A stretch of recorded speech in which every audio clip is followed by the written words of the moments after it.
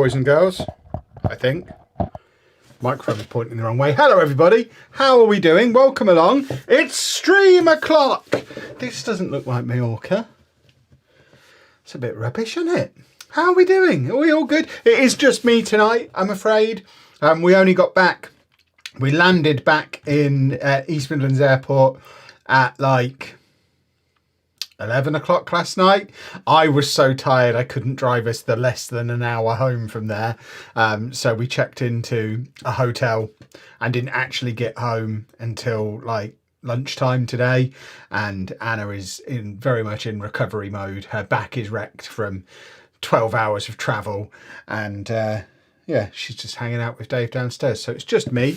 And we're going to be building this, which you would recognise from my most recent convention video that I did just before we went away. This is the 2017 Winter Village set, the Winter Village Station, which of course I needed to pick up because in just a few days time the new 2025 Winter Village set comes out, the Winter Village Train, which is going to make use of the Winter Village Station. So we're going to build this, we're going to have a little bit of a chat, and then normal service should resume from Monday when Anna will be back and she'll finish the Neuschwanstein Castle just in time for us to start with whatever else comes in October. But hello everybody, welcome along. Let me know down in the comments what you're going to be building along with me.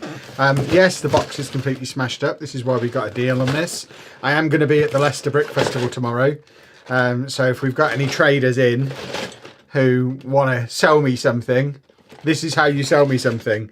You have a really smashed up box that no one else wants and then make your set really cheap because of it. Specifically, I'd like BrickBank or Grand Emporium for less than £300 for either of them. I don't care if it comes in a Tesco bag. I don't need the box. This box will be in our recycling bin before I go to bed tonight.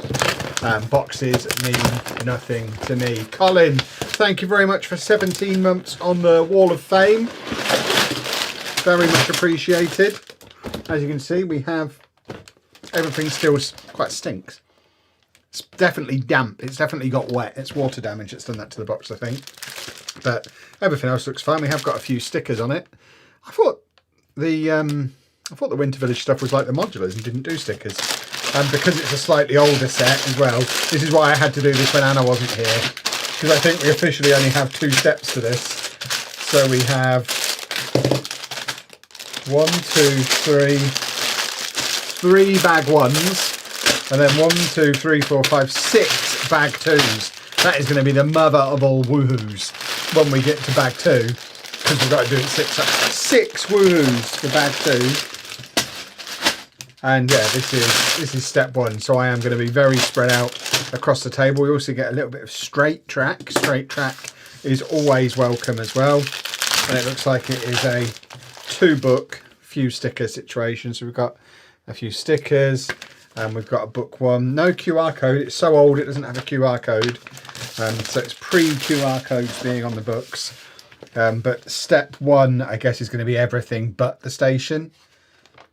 Yeah, this is the level. No, hang on. Yeah, stage 1 is the little bus and the level crossing, and then stage 2 will be the station itself. So we'll do stage 1 first. Obviously, I'm not a maniac. Let's get stuff in. Lots of yellow. I do like a lot of yellow. Out it all comes. You don't often get a tree in bag 1, in my experience. Agree on boxes, but I did feel a slight twinge when I threw the one for the upscaled pirate. That's one of the few that I've still got. It's behind me there because it's signed. I got a signed one from Lego House, so I have kept that one. But yeah, almost all of my other boxes are long gone. What's the name of your dog? My dog, Dave. The best name for a dog. I can't say it again because he'll hear me from downstairs and he'll be up here. Is this set retired? Yes, this set is from 2017. So it retired 2019, I guess. 2020 maybe. I don't know exactly when it retired, but it's an older one. I expect, after I've just spent all that money on getting a retired Winter Village train station for this year. I imagine next year's Winter Village set will be a train station now, because they've done the train this year. Because last time they did it, they did the train and the station separately in consecutive years. So I haven't bothered getting the older train because we've got the new train coming. But the fact we're getting the new train, I suspect next year it will probably be the new station, and this station will be one of two in the Winter Village, which is fine. You've got to have, what's the point of only having one station? The whole point of having a train is so you can go from A to B. I've just realised as well, the first thing we're doing is Winter Me as a minifigure. Once I put the hat on this guy, I'll be able to show you that he is Winter Me. He's got a beard, he's got a pair of spectacles, and he's also got a woolly hat. There you go. It's Winter Me, complete with beard and glasses. Did we have a good holiday? We did have a good holiday. We had an excellent holiday. Too short. A week is too short. 2 weeks is too long. We should really learn from previous experience and always do 10 days. 10 days feels just about right. But yeah, I do feel like it's been very cut short. I was really struggling the week before we went as well, because we didn't fly out until the Thursday. I was useless for doing anything productive Monday to Wednesday of last week, because in my mind it's like, well, I'm on holiday this week. Doesn't matter that I don't go until Thursday, I'm on holiday. And then coming back on a Friday morning and launching straight back into work has also felt a little bit weird. So although we've kind of got ourselves into a situation where we were only away for 7 days, but I've basically missed 2 weeks of work because of it. So it's the worst of both worlds. But to be fair, we could only get Dave into the kennels for 8 nights. So it's not as if we chose to just go for a week. We didn't have a choice. We didn't think we were going to be able to get away at all. And it was a last minute cancellation at Dave's kennels that allowed us to go away at all. So I can't really complain, because we were sat here a month ago with no idea that we were going to be able to get away at all. Never mind get to Disneyland and get on a holiday both in the same month. So I think we did all right out of September in the end. I'm looking for a baseball cap to put on this young gentleman. I can't find it. This is a orange wang jangler. This is the problem with these slightly older sets. They do take a lot more rummaging through. There you go. So 3 minifigures out of the bag to kick us off. What's your Winter Village set? What's your next Winter Village set on the list other than the new train? There isn't really one other than the new train. I kind of made a decision last year. I wasn't going to buy any of the older ones that would cost me more than £200, which is why I didn't get this one at the time, because it would have cost more than £200. The only reason I've managed to pick this one up is because I got a smashed up box version that we found at a convention. So I guess if any of the others do show up in smashed up boxes and I can get a deal, any that I find would be definitely wanted, but I don't view them the same way I view the modulars. I'm not going out there determined to get them all. I am quite comfortable with there being a lot of Winter Village sets that I'll never have. And to be honest, my Winter Village last year completely filled this desk, this like double table desk setup that we've got in here. So thinking about the space we've actually got for the Winter Village in the Lego City, we can't really fit much more in anyway. By the time we've got this train station and the new train in and got gingerbread AT-AT smashing through the place, we're going to be full up of the space we've got available anyway. So there's not really any point in going out and buying another 3 or 4 retired Winter Village sets, especially when they're all going to... If I bought 4 new Winter Village sets this year, that's going to cost me over £1,000. There's other things I could spend £1,000 on, especially when I don't have the space. So yeah, I don't think we're planning on getting much new this year. Although obviously the big difference from last year to this year is that it's going to be integrated into the city this year. Whereas last year it was a completely separate thing, because we had the city on the shelves behind me and we put the Winter Village on this table. Whereas one of the motivations behind the recent redesign of the city layout is that we can do things like a Halloween display, a fairground and a winter village in that big town square area that we've now got. So the winter village isn't going to go in yet because we're going to do Halloween first. I've got some Halloween stuff I want to put in, so we've got at least a month of Halloweening up the of the city, and then as soon as we hit early November, that's when the Halloween stuff will come out, and we'll have a good 6-week crack at doing a really good winter village section of the Lego City, which is going to be super duper. Would you go on another holiday? I mean, would anyone ever say no to a holiday? I certainly wouldn't. I love travel. Does Anna like being in videos? She always looks sad. She doesn't look sad. She looks in pain. She suffers from chronic pain. So she's not sad. She is hurting.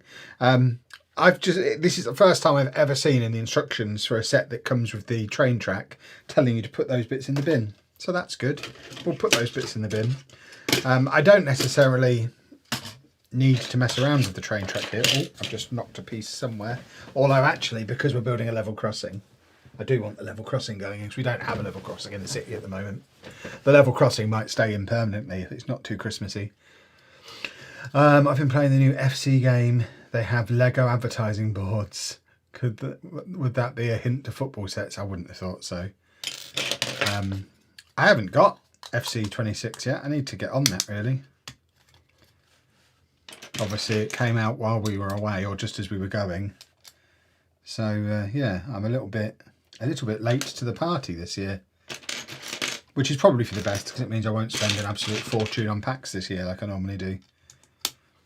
I want to spend that fortune on Lego. I'm at the Leicester Brick Festival tomorrow. I'll spend my fortune there, please. I don't have a fortune to spend. But if I did, that's where I'd spend it. Would you buy a mini Ninjago? Would you build a mini Ninjago city alongside the current city? I mean, there'll be Ninjago in the city. We've got city gardens in there at the moment. I'm going to be adding city markets before the end of the year. I don't feel the need to have a whole separate Ninjago area. I'm not into Ninjago. I've never seen the show or the films. I just think some of the sets are cool. So the ones that I think are cool will make their way in. But there will never be more than a few in there, I wouldn't have thought. Will you stream a new Animal Crossing if we get one next year? I doubt I'll stream it. I'll play it, but I'm trying to get out of the whole monetize everything mentality. I'm still a long way away from getting away from it, but I would like to get to the point eventually where I can have some things that I just do because I enjoy doing them, rather than feeling the need to make everything content and monetize everything that we do. So certainly I've done quite well so far with my Switch 2, with my cozy games, for just having them as something that I do for me. To be fair, I do still talk about them on the podcast, so they are still business expenses if the taxman's watching, because we talk about the games on the podcast. But yeah, I don't want to, is the honest answer. I just don't want to stream it. Do you think Lego would do a World Cup collab for next year? I mean, it would be awesome if they did. There's a whole new secret theme coming in June. It'd be a nice little tie-in. The problem with football, and we've talked about it a few times before, the problem with football in Lego is, unlike with, I think the Formula 1 lot are a little bit weird, because a lot of the Formula 1 fans went out and bought one of every car and are proudly displaying one of each team. And I just can't imagine that being, football fans are not going to do the same thing. Like, if you brought out a set of Premier League collectible minifigures, there's not a chance I'm putting Man United or Spurs minifigures on display in my house. So football fans are a little bit too into their own team, which means it's harder for Lego to make money on it, because people aren't going to buy one of everything the way they will with lots of other themes. So I don't know. I'd be surprised if they did it, but it would be awesome if they did it. I know they did the German national team minifigures a few years ago, didn't they? which again, I imagine sold really, really well in Germany, but I wasn't interested in them. Why would I want a bunch of German footballers in German football kits?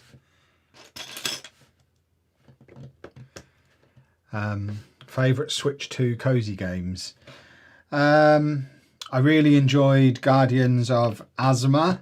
That was really good. Fantasy Life was brilliant. I've got the new Story of Seasons, but haven't played it very much yet. I haven't really had time to properly get into it. I've been very busy since that came out. So I've only put about 10 hours into that. But I mean, I'm enjoying it, but I've not played enough of it to be able to say it's really, really good yet. But yeah, I think I've played the big ones. Obviously looking forward to Animal Crossing as and when it comes. That will be awesome. What's the name of the podcast? The Mature Gamer Podcast. It is the most successful independent gaming podcast in UK iTunes history. It's only the likes of IGN and Giant Bomb and the big podcasts. They're the only ones that are ahead of us in the all-time chart on UK iTunes. So very proud of that. We've been doing that's the longest running thing I've done in my life. It's lasted longer than any job or any relationship I've ever had, that podcast. The only thing I've done for longer than that podcast is being a dad. So, yeah, it's been a while. Where is the last one of those? There it is. I feel like this Level Crossing is going to be a permanent addition to the city. I think it's exactly what I've been looking for. Forget this being just something for the Winter Village. This is never coming out of the city, and in a year's time I'll forget it was ever part of a Winter Village set. So that goes there. What have you done there, you handsome rascal? I've done something wrong. Oh, I see. I've missed a piece. That's what I've done wrong. What a silly goose. Let's try that again. So now that. I see, that is cool. That's very cool. I already like this a lot.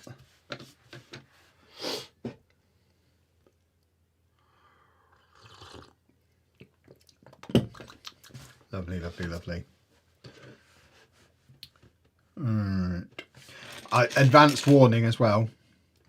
I don't know if it's just post-holiday blues, but I've woken up this morning. Bear in mind, I hadn't even gotten home yet. We woke up in the service station hotel this morning, and I immediately feel like I'm coming down with something, which is not ideal with FM26 just on the horizon. But I've got a bit of a nose and a bit of a throat and a bit of a head, which I was explaining to Anna. I am choosing to ignore. I won't acknowledge it until sometime in January. But yeah, that's not ideal. I can feel myself in the early stages of being a little bit sniffly, which is not ideal. Hopefully it's just me reacclimatizing to horrible weather, because we've gone from it being lovely weather in Mallorca to middle of winter here, it seems. Has it been middle of winter here all week? Genuinely got home and was like, oh, we're going to put the heating on. We managed to resist, but we were close. We were close to putting the heating on. You've got a month to get better. I do not have a month to get better. I've got a couple of weeks to get better at most. I make most of my money during the beta, not the main game. If I'm not fully fit for the day the beta drops in a couple of weeks, I may as well apply for a job as a teacher. That is cool. I like that. Right, that now goes to one side. Probably don't need to have the train track attached to it currently, but Anna's can's still in here from the last time. Right, now we're making a bus. A lovely little bus. Just managed to snag the Alpine Lodge at 25% off. Not that it was expensive, but every cent saved is a blessing. Absolutely. Abso-bleeping-lutely. Leanne, I don't discuss politics, so I have no idea what you're talking about, but I'm not going to comment on it anyway, because we don't talk about politics here. My streams have always been a place where we can escape the real world and not have to worry about all of the nonsense that politics generally is. Are we getting retiring sets now or waiting until Black Friday sales? Possibly neither. I'm not rushing to get any now, but at the same time I'm not going to force myself to wait for Black Friday if there's other sales between now and then.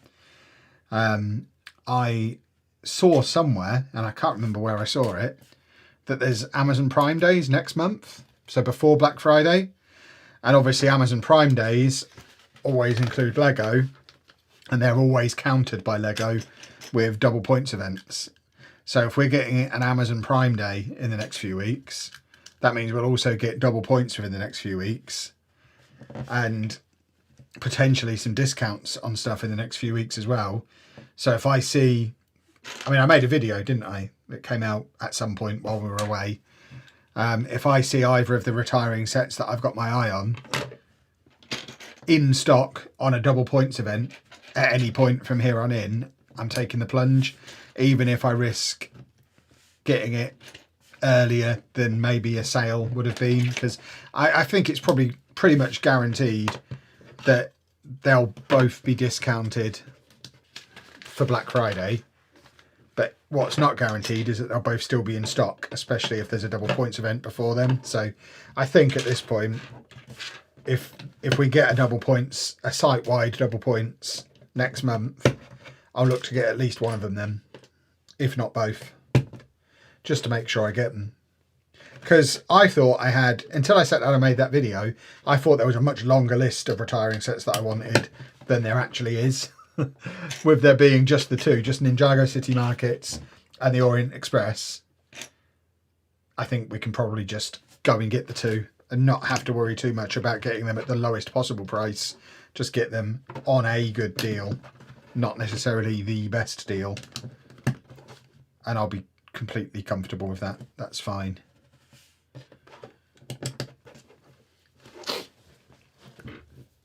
Isn't Black Friday now technically a few weeks away? Black Friday's the end of November, isn't it? Prime Days are 7th to the 8th of October. Yeah, so we're going to get double points then as well. Almost certainly. How long did it take you to become a full-time YouTuber? Depends where you start counting from. I start counting from when I first started making any kind of content at all. So from there, it was like 6 or 7 years. If you count it from when I actually uploaded my first YouTube video, about 18 months. But like I say, I had the podcast running for ages. I tried a few different podcasts. I did some self-published books. I did some blogging.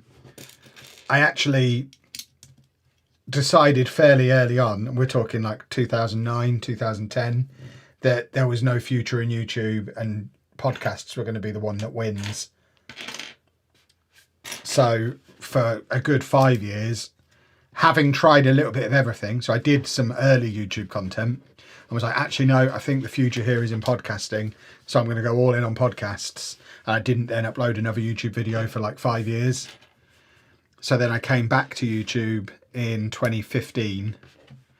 And from that point on, it was about 18 months until I went full time. So, yeah, should have probably stuck with YouTube all along. Although, to be fair, if I'd have been doing YouTube all along, it would have taken me a lot longer as a YouTuber, because I wouldn't have had that audience that I'd built up from other areas. I always say when people ask for tips on how to get started on YouTube, I'm really probably not the person to ask necessarily, because I had over 1,000 subscribers before I uploaded my first video, because I had that podcast audience that I brought across with me. So I completely cheated I cheated by working really hard for 6 or 7 years, building an audience on other platforms and then bringing them over to YouTube. So it's cheating if you want to call it cheating, or it's just building an audience but in a weird, slightly different way. I mean, I guess it's no different now to building an audience on TikTok and then moving them to YouTube, or vice versa. But yeah, that's the story of how it happened. What have I missed out there? I've missed out that bit on the front. When is your Spider-Man Across the Spider-Verse minifigs coming? They got delivered today, so we'll make the video tomorrow. It'll come out on Sunday, is the plan at the moment. Yeah, they were supposed to come while we were away, but we said, could you please deliver them after we return home? Please and thank you. So they arrived today. So yeah, assuming Anna's fully fit, we'll sit down and make that video tomorrow.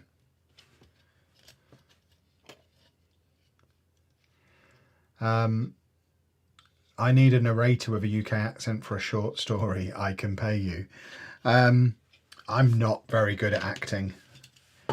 In all seriousness, if you are looking for someone to do that kind of work, Matt, who basically built the Lego City for us, that was his job for a number of years. He is a voiceover artist amongst his many talents. So I can put you in touch with him. I don't know if he's looking for work at the moment. But yeah, if you want an actual voiceover talent who is actually good at it and has all the necessary gear, because I don't have a sound booth or anything like that, and I don't leave my house for work, so I'm not coming to a studio. But Matt has all the gear and the CV. It does mean he charges grown-up money, so I guess it depends on how much you're looking to pay. But yeah, that was his thing for a while.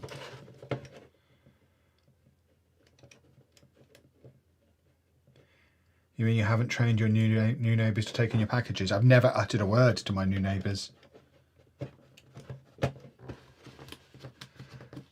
Did someone say give yourself a 10-year anniversary cake? Huh. What, 10-year anniversary? My 10-year anniversary on YouTube is the 15th of October this year. That's 10 years from when I uploaded my first solo YouTube video.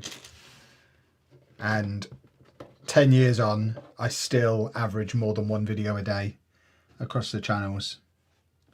I work quite hard. But I do like cake, so I'm not against the idea of a cake. Any excuse to get a cake. Where is the piece that I need? Where is it? There it is. I found it.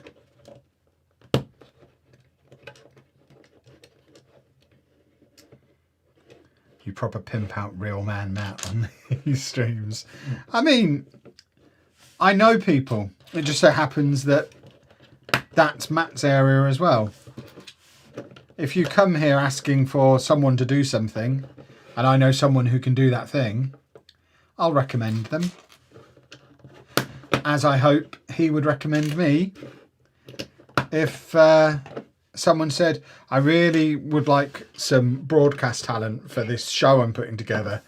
Do you want to do that? I hope he would say, that's not really my thing. However, I do know a guy with broadcast experience who fits the bill and would pass my name along.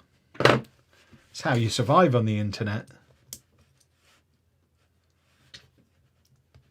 Certainly how you survive in self-employment. More often than not, it's who you know, not what you know. And as an autistic man with no social skills, I don't know many people. So the ones I do know, I have to form close working relationships with. Or else I'd never get any word of mouth bookings. Did we enjoy the holiday? Would we go back there?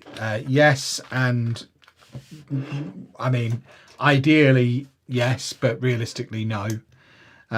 Yes, we enjoyed it, and if it was just a holiday, and we were looking to book another Just a Holiday, yeah, absolutely we'd go back there. It was really nice, really good value. However, realistically for us, no holiday is just a holiday, and every trip is for content, and we can't go back to the same place and make the same videos again. So for that reason, us personally would not go back, because if we went back, we'd have to actually pay for it ourselves rather than having the business pay for it. And that feels like a disaster as far as I'm concerned. Are we going to Goose Fair this year? Yes. I don't know when, but yes. I don't think Andy would let us get away with not going to Goose Fair.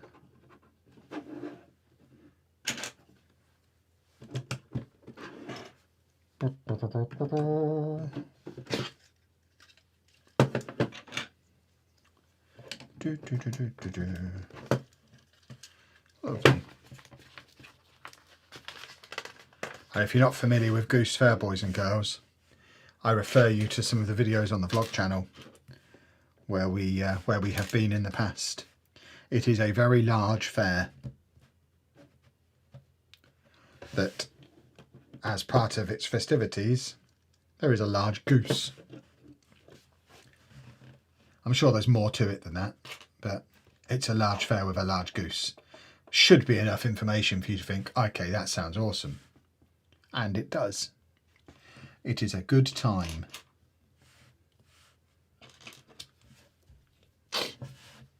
Right. There you go. It's almost as if I've streamed before.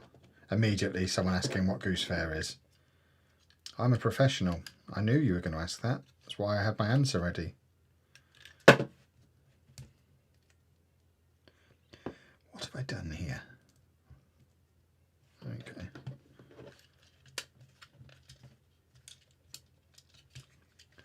Lovely stuff. Are you buying anything on BrickLink Designer Program Series 6? I need to remind myself what's on Series 6, but I mean, my system these days for BrickLink Designer Program is pre-order all of them and then let future me decide which ones I want to cancel and which ones I want to keep. So as far as when Series 6 goes up for pre-order goes, I will pre-order all of them. And then in about 6 months' time, I'll decide which ones I actually want then. That's my new method. And I think it's the safest method to avoid disappointment later down the line. Because it's easier to do that and cancel the ones I don't want later on, rather than deciding now, oh, I don't really want this one, and then spending 6 months thinking, actually, I really would like that one, but not then being able to get it without paying over the odds for it. So I recommend everyone does that. As long as you remember to cancel the ones that you don't want, it's the way to make sure that you don't miss out on ones you might decide you want later. It's an excellent system. Which ones am I keeping from Series 5? I can't remember what's on Series 5. Let me refresh my memory with what's on Series 5.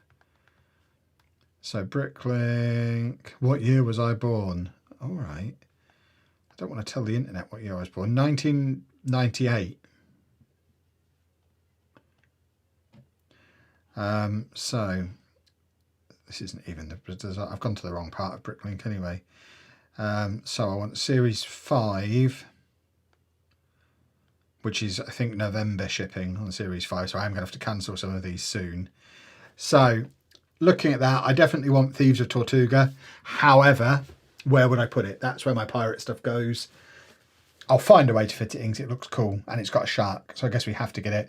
I don't want the Mushroom Village. That'll get cancelled. I do want the Antique Shop. I think that'll go nicely in the city, so we'll be getting that.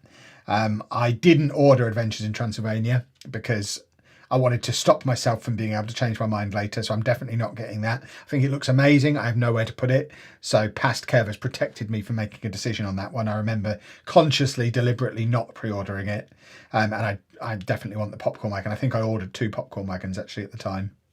And then if we look at Series 6, while I've got BrickLink open, off the top of my head, I want the Off-Road Adventure.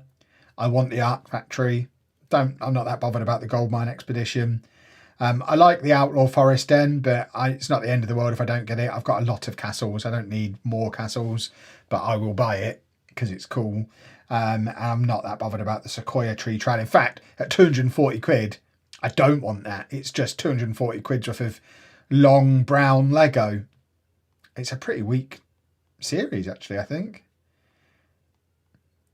The only one I really, really want is the Art Factory.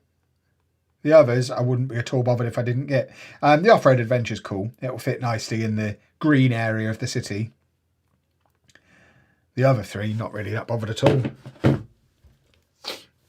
When are they taking pay? Yeah, they usually take payment just before they send them.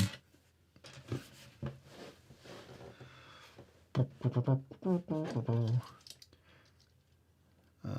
right. Oh, it's a Christmassy bus because we put a little wreath on the side. That's how you know it's Christmassy. The leftover sale of Series 1 and Series 2 2 weeks ago nearly ruined me. Yeah. And it's all thanks to people like me that those sales happen. The people cancelling. I'm like the reverse scalper.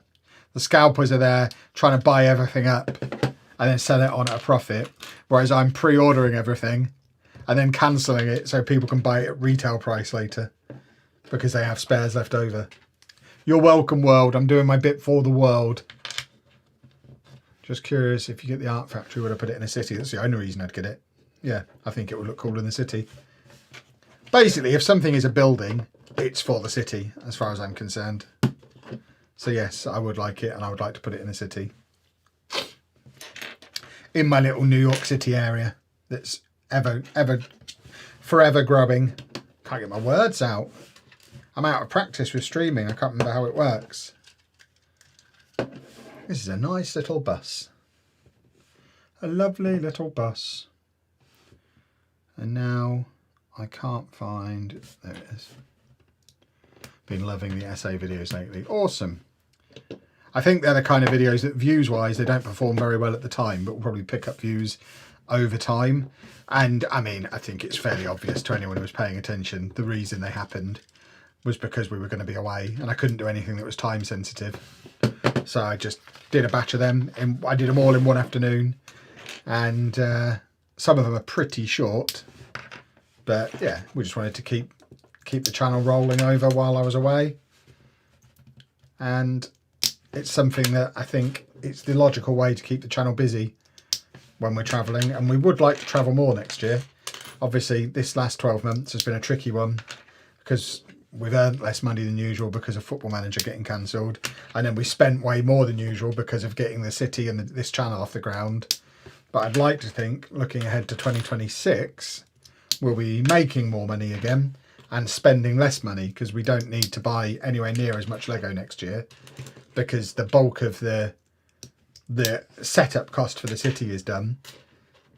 And I'd like to think at some point next year we'll join the Ambassador Network, and that will then save us money on buying Lego as well. So with us earning more and spending less, theoretically, if all goes to plan, that then opens some budget back up to doing some more travel again.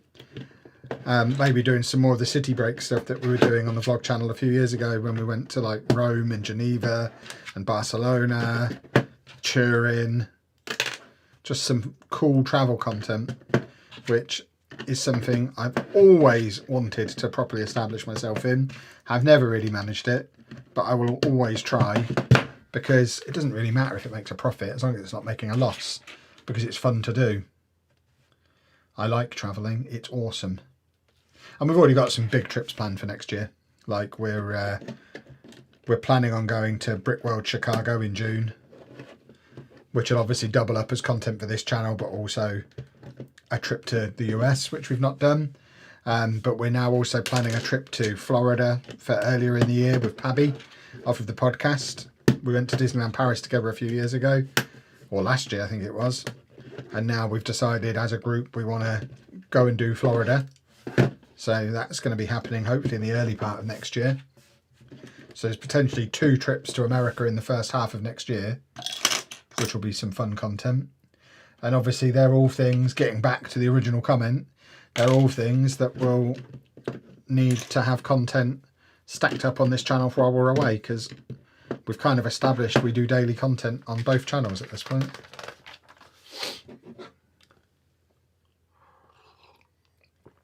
You don't buy Technic. I don't buy a lot of Technic. I'm not particularly anti-Technic.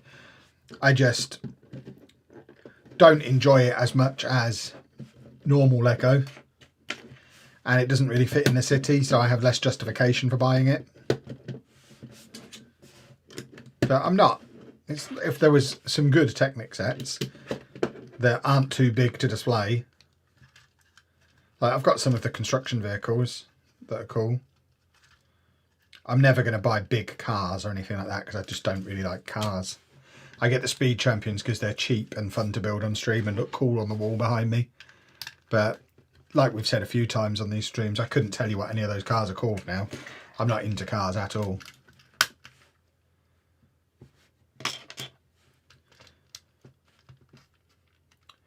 I'm actually planning on buying the Outlaw Forest Den and the Gold Mine, maybe the Art Factory. Lovely, lovely. I mean, it's certain the BrickLink designer program is never a letdown. It's always got at least a couple of good sets. And in fact, with how relentless Lego have been with good sets lately, it's probably for the best that we've moved beyond BrickLink being something where you feel like you have to buy all 5 of them, because they're all quite similar and all match my interests nicely. It's quite nice to look at a BrickLink designer program series and be like, there's only 2 of them I really want, because that's ideal. I don't want to buy more than 2 of them. I don't want to have to spend £1,000 every 4 months because I want to buy all 5. That's a problem. Am I going to put lighting in the city? Probably not.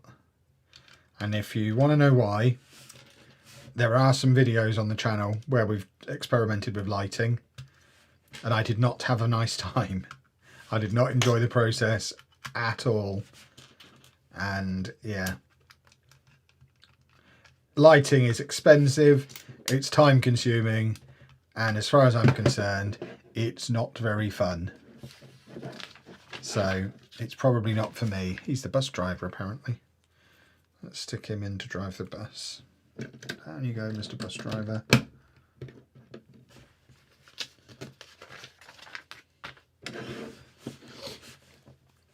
In bed with a cold and a lemsip. This is the stream I needed. I'm worried I'm heading in that direction. There's something going on in my throat and my head, and I don't approve. I've got my flu jab booked in for like a week's time. I don't want to get sick just before it. So I'm hoping it's just my body with a little bit of a shock going from it being hot to it not being hot, coming back from our holiday. And I'll be all right tomorrow. If I wake up tomorrow and I feel rough, you'll know if I'm actually sick. If we don't release a Brick Festival video tomorrow, it means I didn't go, which means I woke up and felt really rough. I did go out and buy a load of soup and smoothies and other things that I get for when I'm not very well. That was all, I stocked up on all of that today just in case. But I'm hoping it's just, I've just got back from holiday and it's not great weather.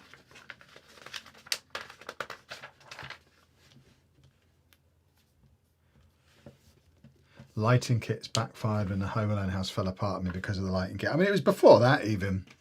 The Home Alone house didn't survive us moving it to the Lego City because the lighting kit ruined its structural integrity. But I already wasn't enjoying lighting kits long before that. Like, I've bought loads of lighting kits for Winter Village, and I don't plan on using any of them this year. Even the ones I've already got set up, I plan on taking out. I just don't enjoy them. And I don't think the city needs them. I've seen some cities with them in and they do look cool. But I've seen plenty of cities that don't have them and they look cool as well. So ours will just be a city that doesn't have any. And I think it will still look cool.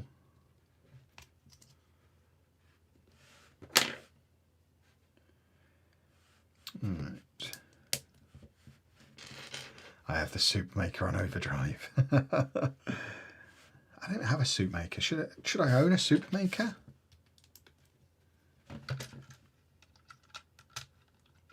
I probably don't need to buy a soup maker.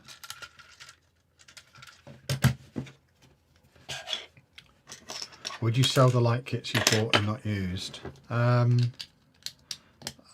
don't know, maybe, if I can find them. I wouldn't be in a rush to, they weren't very expensive. That's probably why they're annoying to do, because I didn't get the really like premium ones.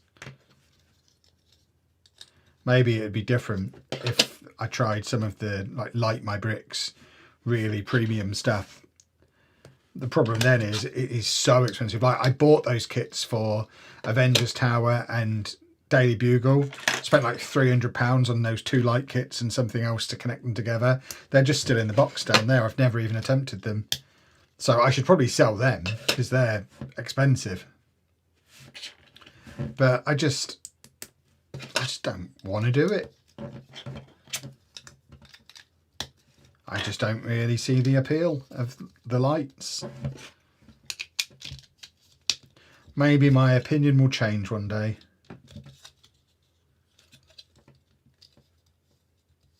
I don't like putting actual lights up at Christmas, never mind on Lego. Yeah.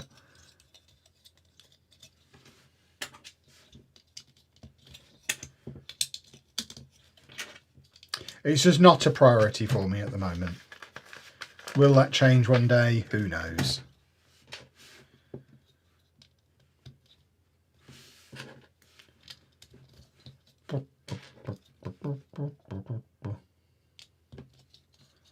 Right. Get you on there. We've nearly finished bag 1, step 1. And then we've got our 6 bag 2s to do. Because we're building a set from the past. And they didn't believe in making it easy for you. Good old school Lego.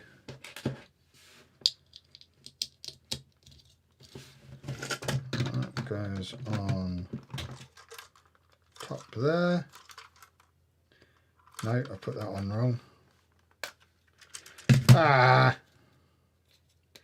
You handsome rascal, what have you done now?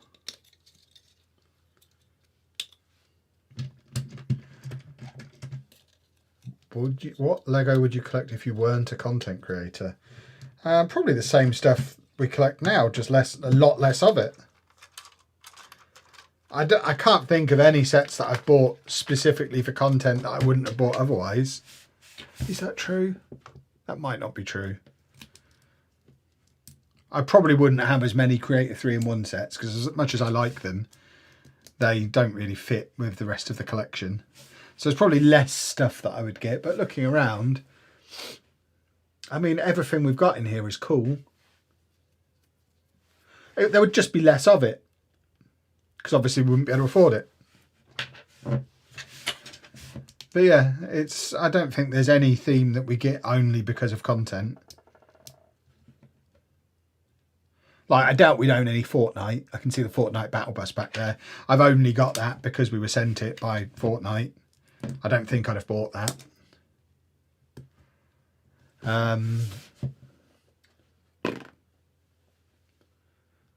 Yeah, everything else. Like, I probably wouldn't have that R2-D2. Everything else I would have wanted, I just wouldn't have been able to get it all. And I don't know how I'd have chosen. It would have been very, very painful having to choose. I'm very grateful to be in a position where we're able to do this and reinvest as much of the money as we do in more Lego. It's awesome. There you go. We have a little bus with me driving it and some presents on top. That is cool. I like that. And then we've got trees and lots of leftover pieces from bag 1s. And we'll put all that to one side because then we've got book 2, which is all of the bag 2s, which is going to be the train station itself, which is very snazzy. Oh yeah, the car, yeah, excellent point. I was looking this way and couldn't see anything. If I'd have looked this way, I wouldn't own any of those without content. Yeah, the Speed Champions, definitely content. Yeah, the Christmas tree that I haven't bought yet, but will be buying, content. So there are obviously sets that we buy specifically for content. I probably wouldn't have ever bought any collectible minifigures, or certainly not full sets of them. There'd be the odd ones that I'd want, like the giraffe hat one, but I wouldn't have like whole series of CMFs.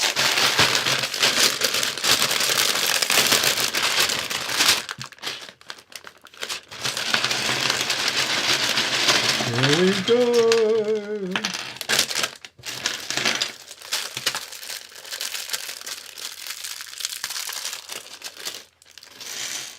Lots of, and this is 6 bag 2s. This is mad. So, woohoo! That's for the first of 6 bag 2s. There's going to be a lot of Lego piled up in front of me very soon. The Spider-Man ones arrived today, so we'll be doing a video over the weekend. Woohoo! Another bag 2.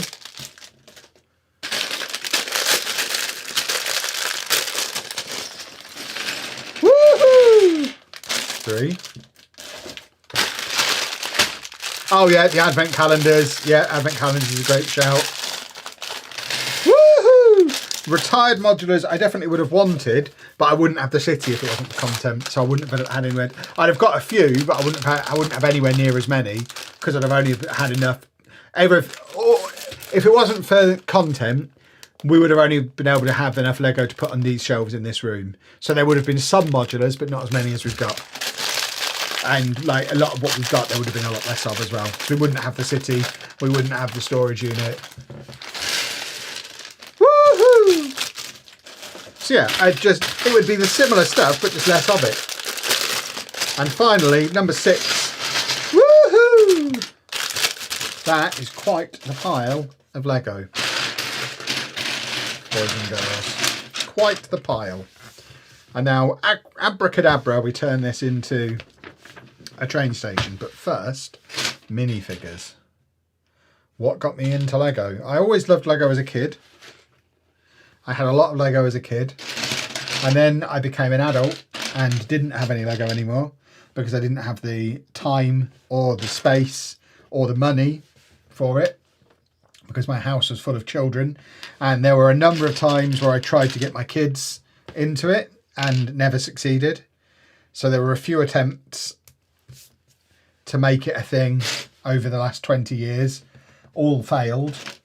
And then the kids moved out and we suddenly found ourselves with 2 empty bedrooms and more spare time and more spare money and lots of spare space.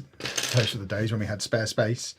And it wasn't like a deliberate, right, now I can do Lego.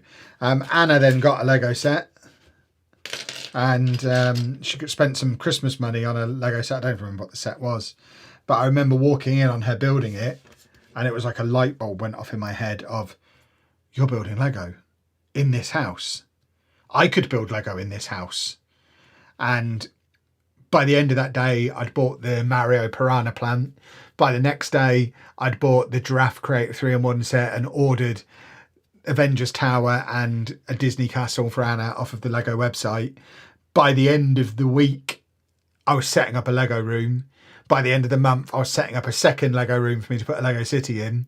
And by then, I already had the TikTok and the YouTube channel and we were away. So from the moment of seeing Anna with Lego to having 2 Lego rooms in the house and a channel and it being a job, maybe 6 weeks went by. I don't go into things half-heartedly. Oh yeah, and yeah, that's the really annoying bit. It's come full circle and now my kids are adults. They are also into Lego now. So it could have all been oh so different. We could have been doing this for 15 years. But yeah, they just had no interest at all when they were young. Little annoying swines. We could have been building Cafe Corner together when it was 70 quid and brand new. But no, weren't interested then. Very upsetting.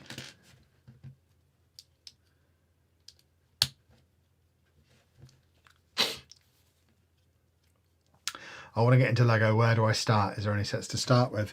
I would just recommend starting with the ones that you like the look of. Don't go too mad. Don't go... Yeah, I know I've just told you the story of me. Don't go too mad though. Do what I say, not what I do. Don't go too big because you don't know if you're going to enjoy it. But just, what are you into? Do you want to build buildings? Do you want to do buildable figures? Do you want to do stuff from movies, stuff from your favourite TV shows, stuff from real life? And just pick sets that you like the look of. It's the great thing about Lego. There isn't necessarily like a starter set that you want to go and get. There's all sorts of options. And if you decide later that actually that first set wasn't for me and I now like this other theme better, you can either sell the one that you got originally and it will probably be worth as much as it was when you bought it, or just break it down and build something else with it. It's Lego. You can do that. That's the great thing about it. So yeah, just have a look on the website, pick something that you like the look of, and go from there. I want to do the Harry Potter ones. Well then you've got plenty of options available to you. Have a look through what they're currently doing in the Harry Potter range and buy a relatively small one that you like the look of. We were speaking to someone while we were away who got into Lego off the back of Harry Potter, and I forget what they said the set they bought was. But there's quite a few smaller Harry Potter sets at the moment. The little Book Nook is cool. The little Privet Drive house is cool. There's a micro scale Hogwarts which Anna built recently, which is pretty cool. But yeah, just buy something you like the look of. I wouldn't go all in on something like Diagon Alley or Hogsmeade or the big Hogwarts yet. Build up to that. Start small. See if you enjoy it. And then if you do enjoy it, the more you get into it, the more you'll naturally learn about it and start deciding what you look for in a set, which elements of Lego you enjoy most. And then theoretically, by the time you're ready to do the bigger, more expensive stuff, you'll have a much clearer idea of the ones that you actually want. It's a hobby that will grow with you. Yeah, B&M is a great place to start. B&M always have good deals. Like you could get the little Harry Potter Ford Anglia car in B&M for about £7, I should think. It's probably the cheapest Harry Potter entry point, aside from little poly bags that don't really have much of a build to them. But it's a fun little build. It's something that's instantly recognisable from the movies. And it is very good value.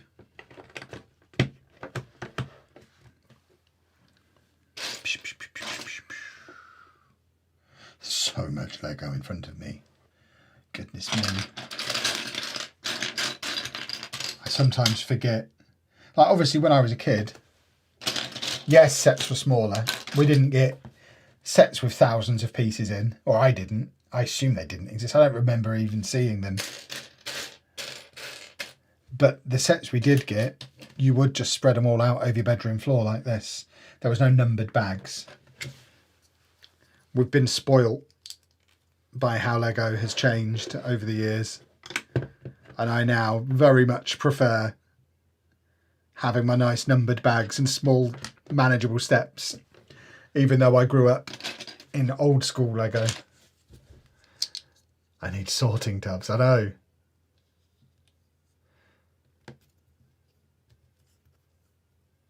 I have a couple of 3-in-1 sets that my friend gave me. I just find it confusing with instructions. Then yeah, maybe go for some of the simpler stuff like I would say as a starting point, the age rating that they put on the box doesn't really mean age the way it does in stuff like video games and movies. It's more a difficulty rating. So as a beginner who's just getting into it, maybe go for the ones with the younger ages on the box. and work your way up to the more complicated ones if you enjoy it. I mean, that's the other great thing. You don't have to ever move beyond the easier ones. It's a hobby. It's supposed to be something you enjoy. Experiment with it, work out which bits you enjoy, which bits you don't enjoy, and you're away.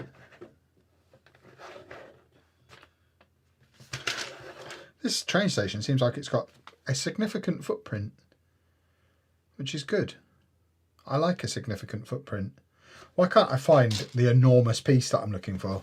It's probably the single biggest piece in this pile. There it is. It was upside down, that's why. My tiny little brain couldn't cope with it being upside down, but I missed that like 3 steps ago, and it was all very wibbly wobbly. It feels much sturdier now I've put that in to hold stuff in place. Okay, that all seems to be in order.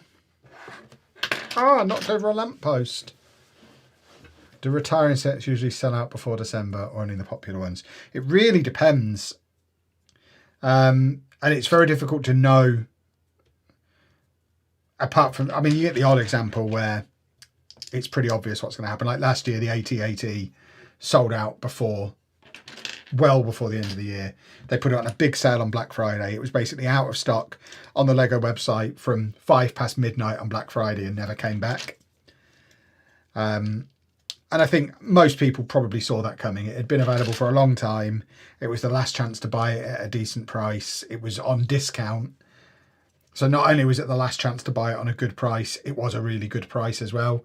And it sold out and never came back.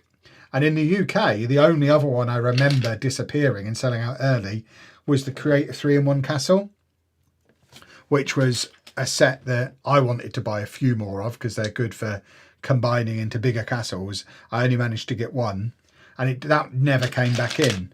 But I know in other countries, like in America, certainly as recently as a few months ago, people were still telling me they were readily available on Amazon. You could just still buy them. Whereas in the UK, they went out of stock before Black Friday, never came back in, and have never been available anywhere since. And you go to conventions and they're now twice the price they were this time last year. So some of it is geographical as well. Oh, that's all falling apart. That's not good. Oh, hang on. Hold the phone.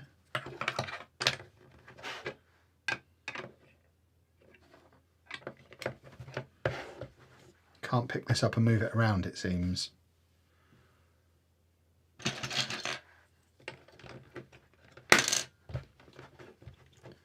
Right, is that all in place now? It still feels a little wibbly wobbly. Almost as if you're not supposed to pick it up and wave it around at this stage of construction. Who'd have thought?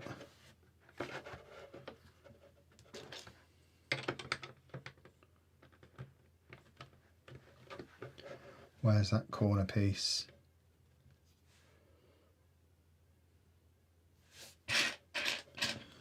There it is. And then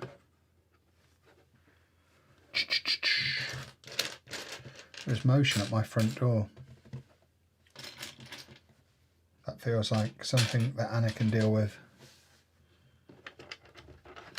Is that right? There we go. I think we've got the bulk of the foundations in. It still feels very unstable. I need to get the minifigures out of the way. It is bigger than I thought it was going to be. It's going to take up a nice little chunk of the city. Is it out of stock or temporarily out of stock? What are we talking about? The Batcave set last year sold out super early. Yeah. I guess it did. I already owned it, so I wasn't looking for it. Yeah, that was a weird one because it was one that never seemed to... It always seemed like it hadn't sold particularly well while it was active. But then it sold out early and then immediately almost doubled in value. So I guess it's one of those that people kind of held off on. And then all of a sudden, when it was too late, decided they wanted it.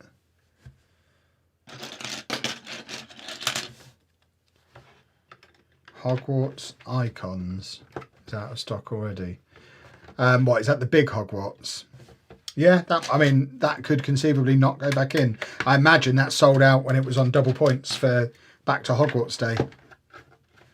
So that might be it. It might be done now. They might bring it back. They might have one more production run in them, but that could potentially be done. It's the big Hedwig. Oh, I would suggest that probably is done. I thought you were still in Mallorca. I am not.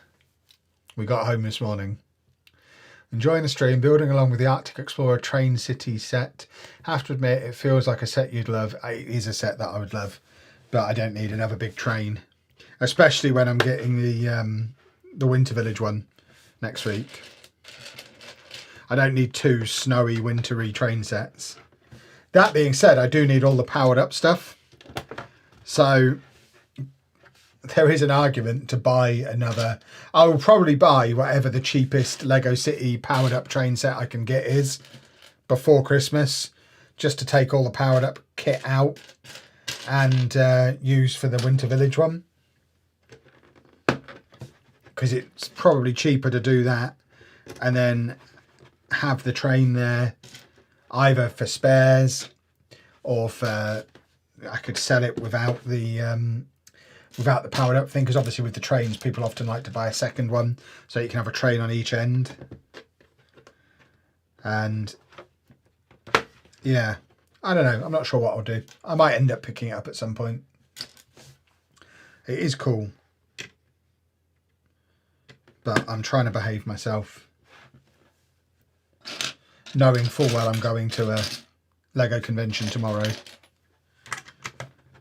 and any attempt at fooling you into thinking I was trying to behave myself could go out the window if I find one of those missing modulars. Because I'm already feeling some serious regret for not buying that BrickLink for £270 the other week. It was literally because I knew we were going on holiday. But now, having come back from holiday and knowing I don't think I touched my wallet the whole time I was out there, I put £100 into my Euro bank account before we left.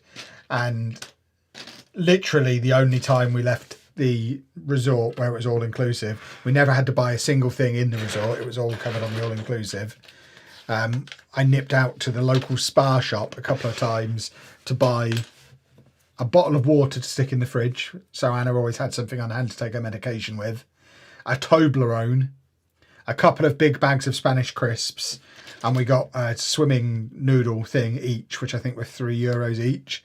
So I put £100 into my Euros bank account before we left home and transferred like £60 worth back into my normal bank account this morning when we got back.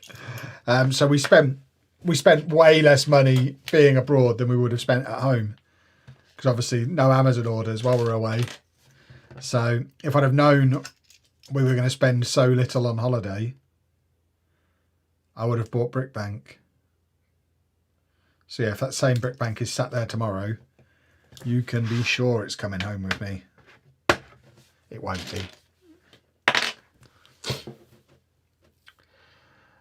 I think the fast passenger train will be the cheapest at £110, but I'd recommend if you can find the Explorer train at £140, putting the extra in with the new track elements and mountain. It's great. The mountain does appeal to me because obviously I want to put a mountain in the city.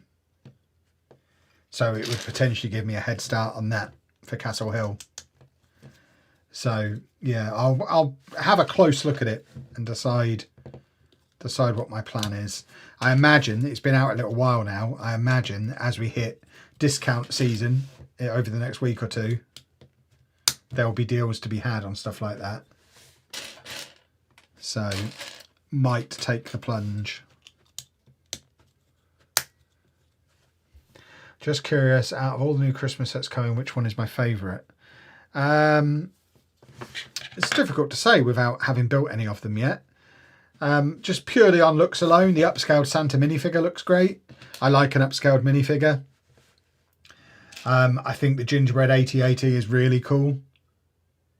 Someone asked before if it wasn't for content, what would we have? I think if it wasn't for content, what I would be buying on October the 1st is the upscaled Santa and the gingerbread AT-AT. And that would probably be it from that wave. Because if it wasn't for content, I wouldn't have anywhere to put the train. So I wouldn't get the train because I wouldn't have the city. The gingerbread house is nice, but not essential. But I think that the AT-AT is awesome. And I just suspect that that gingerbread Darth Vader is going to like pay for my retirement 20 years down the line. Because Star Wars people are mad when it comes to minifigures. And I suspect it'll be the only time that one is ever available. And with it launching the same day as the big grey circle, there's the chance that some Star Wars people will be like, well, I can't buy, I'm buying the big grey circle, I can't buy anything else as well. So there's going to be Star Wars people who don't get the gingerbread AT-AT because they're spent up. And depending on how long it's available for, if it's a 1 year only thing, that Darth Vader could end up being quite collectible. But I mean, that's not why I'm getting it. I don't really buy Lego for investment. I'm buying it because I think it looks cool, but I think that could be a nice little side effect.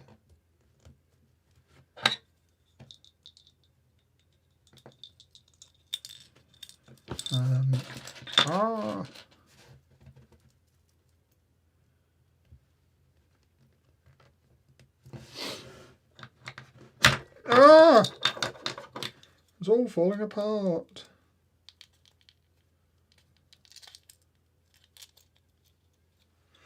I've done that upside down, that's why it's not working. Follow the instructions, you handsome rascal.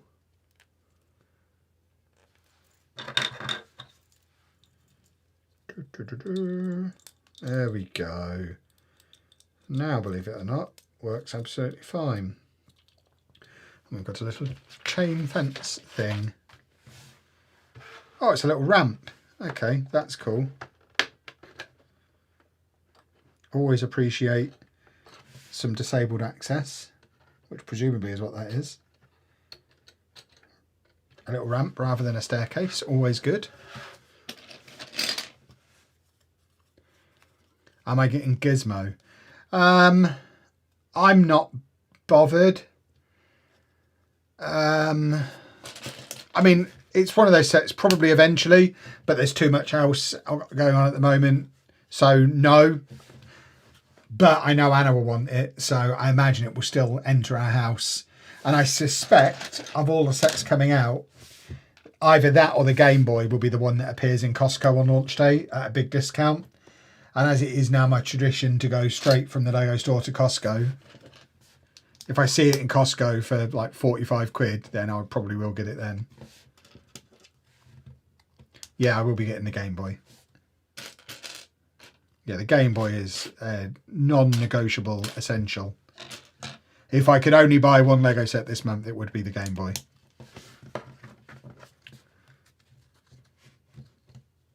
Because I think it looks really cool.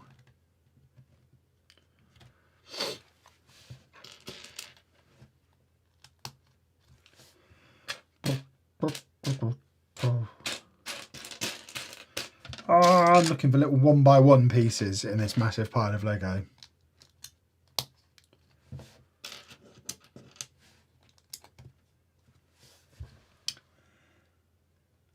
And they're in colours that my silly colourblind eyes struggled with. Trying to pick up browns in amongst all these greens and oranges. We could be here all night with this bit. There they are, there's a few. Because I should point out at this point as well, just like with most films, I've not seen Gremlins. Someone just said they should get Spike, and I'm sat here thinking, don't know who Spike is. I imagine he's in Gremlins. Means nothing to me. Because I don't watch movies.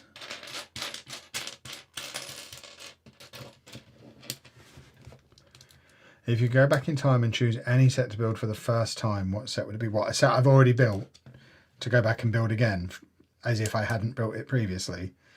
Lion Knight's Castle is the best set I've ever built. I would happily build it again, even though I remember building it. It was that good. If someone said to me, oh, I really don't enjoy building Lego, but I've got this castle that I want in my house, I wish someone would build it for me, I would absolutely be all over that. Love to build that again. I've got no interest in taking it apart and building it again. I don't enjoy disassembling Lego at all. But I would build that again, no problem. I'm trying to save for the Goonies ship, but no idea how much it will be. Rumour is about £300, I think. I think it's going to be quite big. Brace yourself, the ships are never cheap.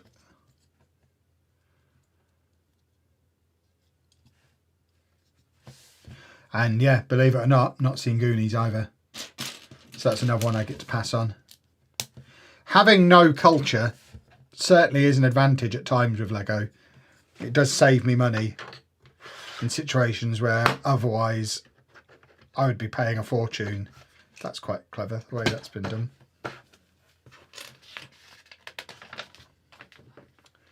I would certainly say to anybody who is really into like loads and loads, loves all the movies, Lego's a very dangerous thing to get into, because there'll always be something that feels like it's targeted directly at you. And that would be a dangerous position to be in, I think. Whereas I've got the advantage of almost all of the pop culture stuff. I'm like, it's cool, but I'm not that bothered. Like Charlie and the Chocolate Factory. I read the book. I'm sure the movie's been on when I've been around and I'm vaguely aware of it. But it's not like a defining moment of my life watching that film. So I can happily let that set go. Whereas if I was a big fan, I have to buy it. Same with Pirates of the Caribbean. I'm sure it's been on. I'm sure I've probably sat through it. I don't really remember it. I really enjoy the ride. The ride is great at Disneyland. So I would quite like the set. But again, it's not the end of the world if I don't ever get it.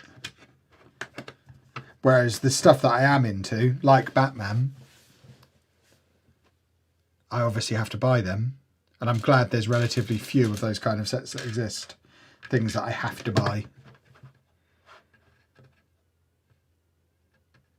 I'd go back and build Gringotts. That was a fun one. I'd really like that Gringotts set. I just wish it wasn't as expensive as it is. Because I want it for the city and I only want the top half of it. I need to look on eBay to see if there's anyone selling just the top half. I wonder if there's a market out there for bottom halves of Gringotts. Because the bottom half looks cool, and I'm sure if you want it as a display piece on a shelf, it looks excellent. But I just want the building to go at the end of Diagon Alley in the city. So I don't really want to spend more than 200 quid on it. Because in my head, it's like, well, a modular building's 200 quid. And this is half a modular building, because it doesn't have a back on. I certainly don't want to spend more than 200 quid on it. For it to be nearly 400 for what I'm going to use as, like, effectively one modular building. It's very, very difficult to justify. So yeah, that's one that I'll talk about forever and probably never get. Unless we become stupidly wealthy, which would be nice. I'd enjoy becoming stupidly wealthy, I think. I think it would suit me. I think I'd make a cracking millionaire if the universe wants to make that happen. If you want to prove me wrong, universe, try me. Try me out as a millionaire. See how I get on. I bet I'm really good at it. I just feel like money being no object, being able to buy whatever I want, I'd get the economy firing in no time. Give me a couple of billion. I'll restart the economy like that. I can spend.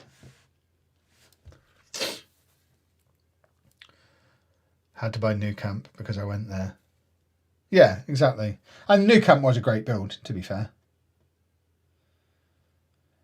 But I also got the Bernabeu, and it sat there in the box for 6 months, and I just never felt the urge to build it, so I sold it because I hadn't ever been there.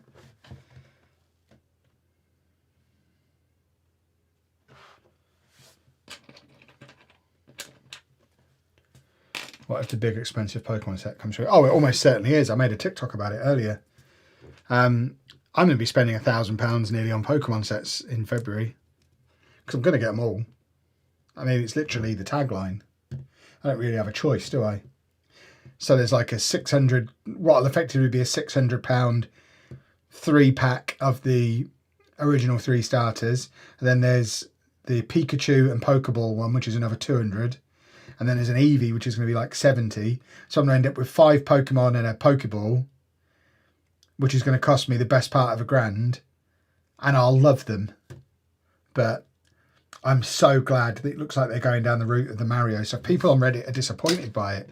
I'm like, oh, most of it's just going to be play sets for kids. Thank goodness. It's the only way I'm going to stay financially solvent. If they're releasing 20 Pokemon sets next year, if all 20 of them were collectible display sets aimed at adults, that'd be it. I'd just have to tap out and admit defeat. There's no surviving that for me. So I am delighted that the majority of the sets are going to be play sets that won't interest me.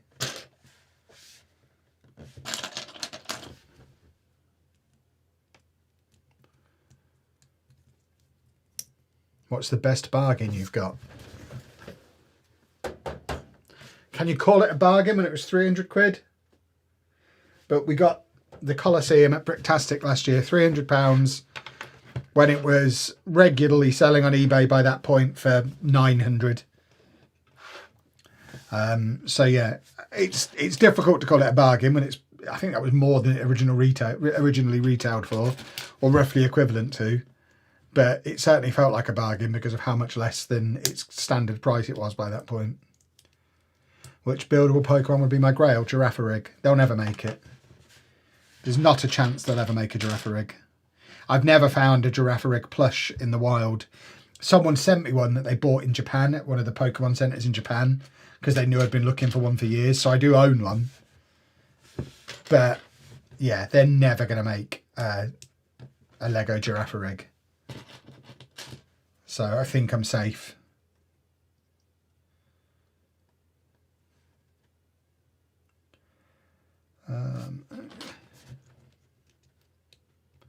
FM needs to be good then. It doesn't really. It just needs to exist. That's the thing. As long as it exists, I can buy Pokemon sets. It really doesn't need to be good. I'll get... there's a world where I get more mileage out of it being terrible. So it doesn't really matter. It just needs to exist. But we all know that negative videos outperform positive videos. So if it releases and it's a mess, and I can make bug compilations and ranty videos complaining about how terrible it is, they're still going to be incredibly successful videos.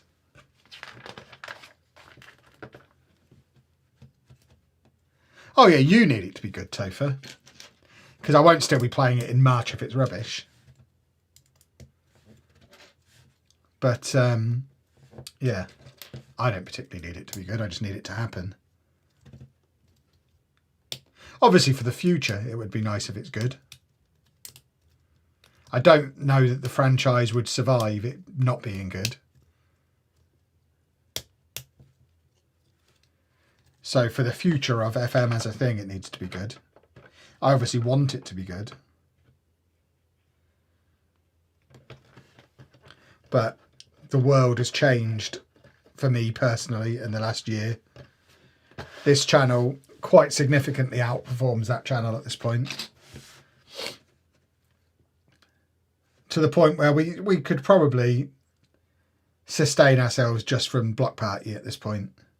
We'd have to massively cut back on the Lego that we bought. But we're probably making, across YouTube, Patreon, TikTok, brand deals, all in, we're probably making as much money now off of Block Party as we were making off of Lelujo 2 years ago. 3 years ago, maybe. 2 years ago was a particular high. That's not counting the spike that you get at the end of the year. But on like a month-to-month basis, income-wise, we're back roughly where we were then. But obviously the expenses are much higher. It's much more expensive to run a Lego channel because we're constantly having to buy new Lego. So most of the money we make on this channel at the moment gets reinvested back into it.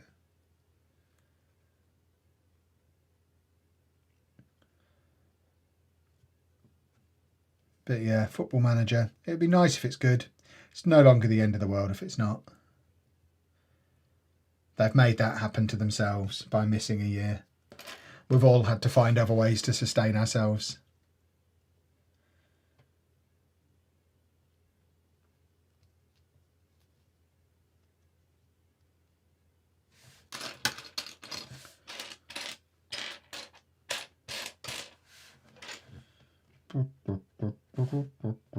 Can't find the piece that I need. There's still too much Lego on the table. Can't find the piece that I need. Where is it? I don't know, I don't know. Can't find the piece that I need. It's a little black piece hidden amongst all the others, and I can't find the piece that I need.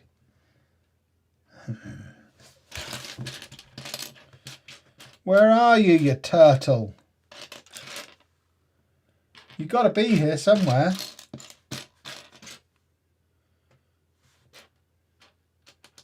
I know you exist. I just cannot find you. Are you a structurally integral part? Or can we just pretend you don't exist for a minute and move on? That might be what we have to do.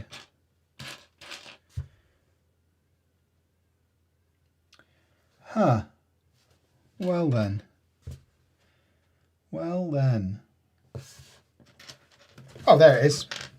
There you go. I started looking for something else and it was there immediately. That's how it works. Keep getting ads on the live stream. I'm not sure why. So we can make money. You should have always been getting ads on them.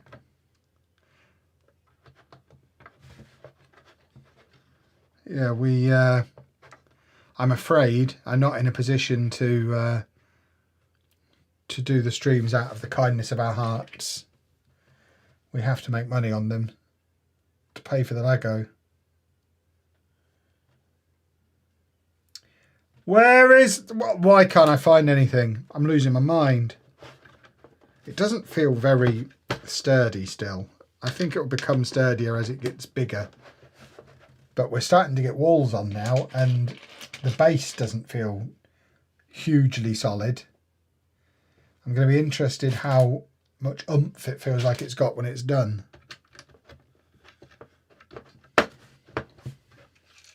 Like there's quite big gaps between some of these bits that aren't very well supported.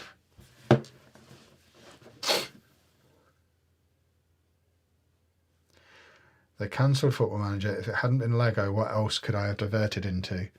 Don't know. I mean, I'm lucky that I'd already diverted beforehand. I think if I hadn't have already started this channel a year before, then I don't even want to think about it. It would have been a disaster. So yeah, it was just fortunate. If it had happened 2 years before, it would have been a huge problem because we didn't have any kind of plan B at that point, which I knew and talked about quite regularly. Did acknowledge that it was a problem because in the past I'd always had the vlog, but the vlog had kind of died by that point. Vlogging in general died on YouTube.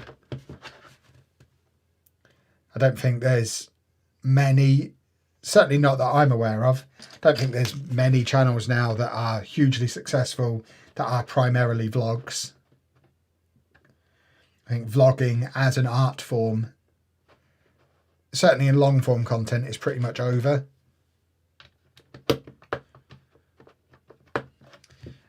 I think it's come back to an extent on TikTok, but it's much harder to monetize on TikTok than it is on YouTube.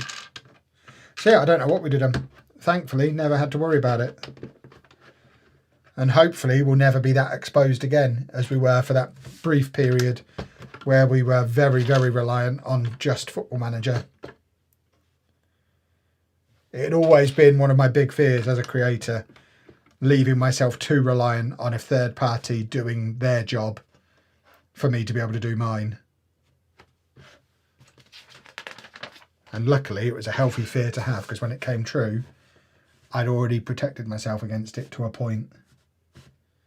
Which, to be fair, I don't think we lost any full-time Football Manager content creators. Certainly not that I'm aware of. So I think everybody managed to pivot reasonably well.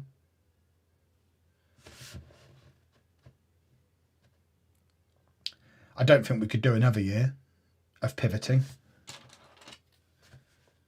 And by we, I mean Football Manager content creators in general. Like I say, if they cancelled this one now, that'd be it. I'd just be a Lego creator.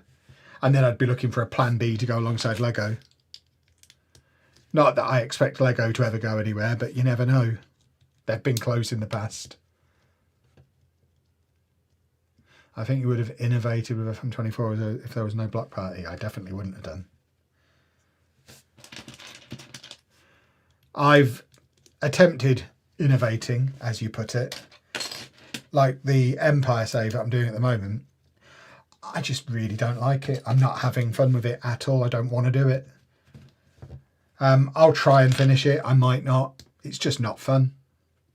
I don't really, I mean, fair play to the likes of Tom and Luke and Clates and whoever else who do all of this boring content. I'm not saying their content is boring, but playing the game like that for me is so boring. I just don't know how they do it. It's not for me. So yeah, I wouldn't have been able to spend the year doing rebuilds and experiments and all that kind of stuff. I just don't enjoy it. It's so boring. So no, I definitely wouldn't have done. I'd have found something else to do. I'm a clever guy. I'd have come up with a plan. Luckily, I don't need to, or didn't need to, because we had this. What did I teach? Computer science. I resent being accused of looking like an English teacher. I'm not wearing a short skirt and I'm not flirting with any PE teachers.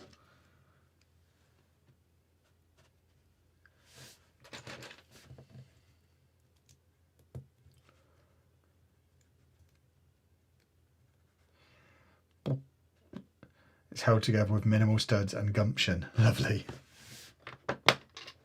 Lovely, lovely, lovely. I mean, as long as it looks good, I guess that's all that matters.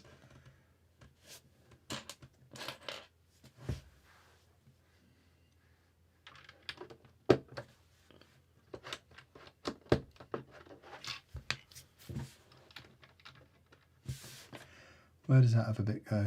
On there.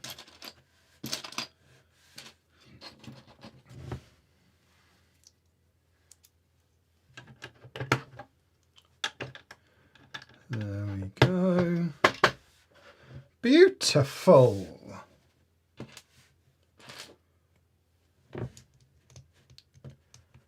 I was definitely not a performing arts teacher.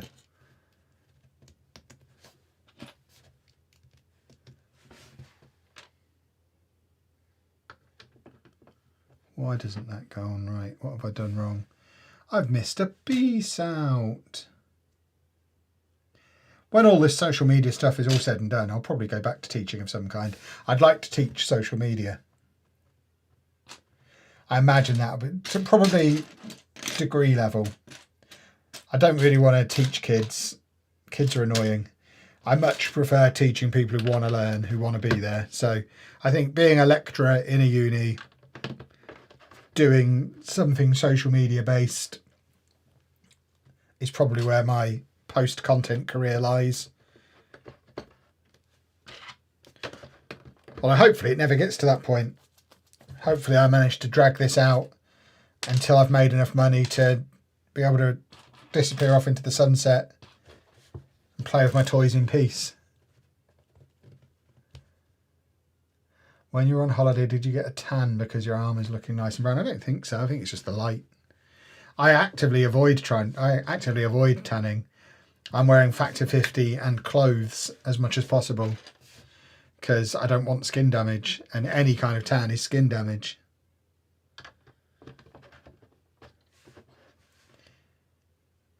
So yeah, I try and avoid that as much as possible.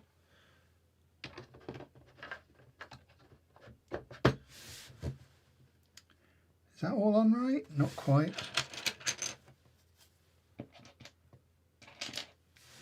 Like the new beard trim. I mean, it's no different to my normal one. People always say this when I have a haircut. I always ask for the same thing. If they've done it slightly shorter than normal, which I guess they might have done, it's not because that's what I've asked for. It's just that's how it's come out. I go to a Turkish barber.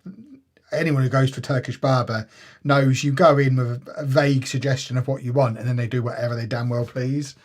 And you come out looking the way they've decided to make you look. And that's definitely what happens most times. But I've asked for the same thing at the barbers for like 25 years at this point, if not longer. And that includes the beard. So yeah, there's nothing new. Is Milton Keynes the closest Lego store to me? Probably. It's certainly the easiest one to get to. Birmingham might be slightly closer geographically. I've not actually studied a map, but driving into Birmingham is a pain in the testicles, whereas driving into Milton Keynes is super easy. So it's certainly the easiest Lego store for me to go to. Not necessarily the closest.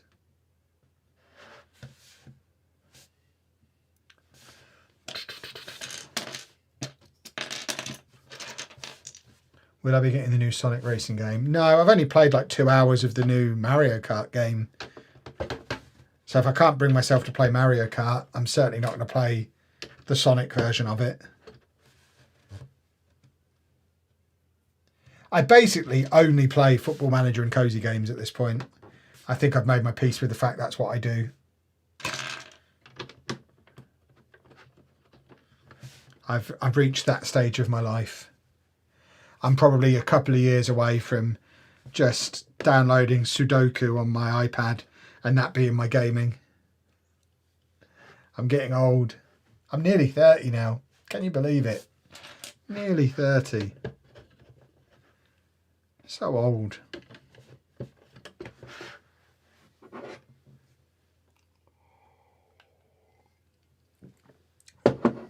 You don't go to a trendy barber with a tattoo parlour attached.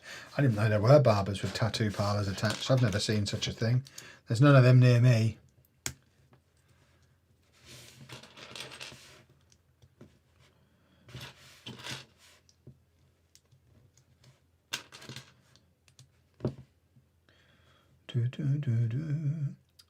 FM's not a cozy game. You can lose.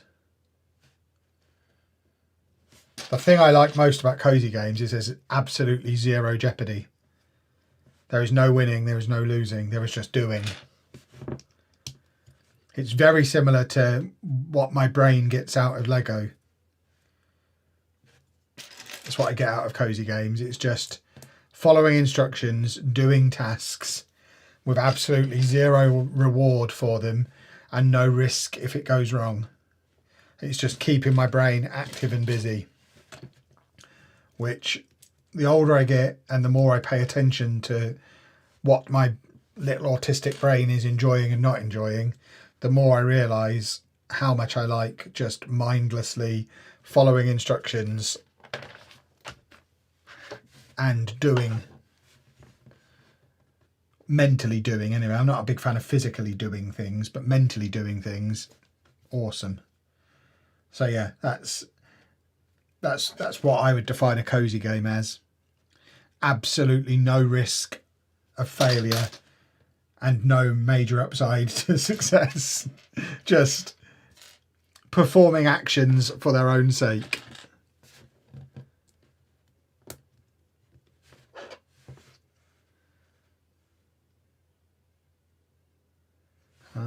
Where does that go? We're doing a little coffee machine here, I think, which is obviously super important for a train station, for you to be able to get your coffee. My closest Lego store is almost 2 hours away. Anyone in the UK got it worse. Anyone in Norfolk's got it worse, I imagine. We were chatting to someone while we were away who watches the channel. If you're watching, hello. And they were saying they live in Yarmouth, Great Yarmouth, and yeah, they're obviously a long, long way from a Lego store. I imagine their nearest would probably still be something like Milton Keynes. They're a long way away.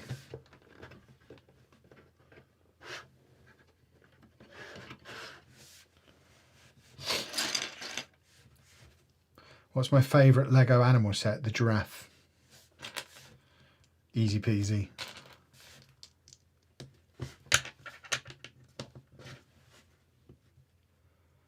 Curious why there isn't more Lego stores in the UK. I mean, there's 20 or so, I think. How many do you need, I guess? It's certainly... They tend to pop up in the expensive end of the expensive shopping centres. You don't tend to find them in the in your typical run-down shopping centre next to a pound stretcher. They usually are in the more premium areas of the more premium shopping destinations. So I guess there's only so many of those. Like, as someone who grew up in Peterborough, there is nowhere in Peterborough where you could put a Lego store and it not be massively out of place. The shopping centre in Peterborough is not a shopping centre you would put a Lego store in, and there's nowhere else in Peterborough you'd put one. So I imagine there's a lot of cities in a similar situation. There's just nowhere where a Lego store would make sense.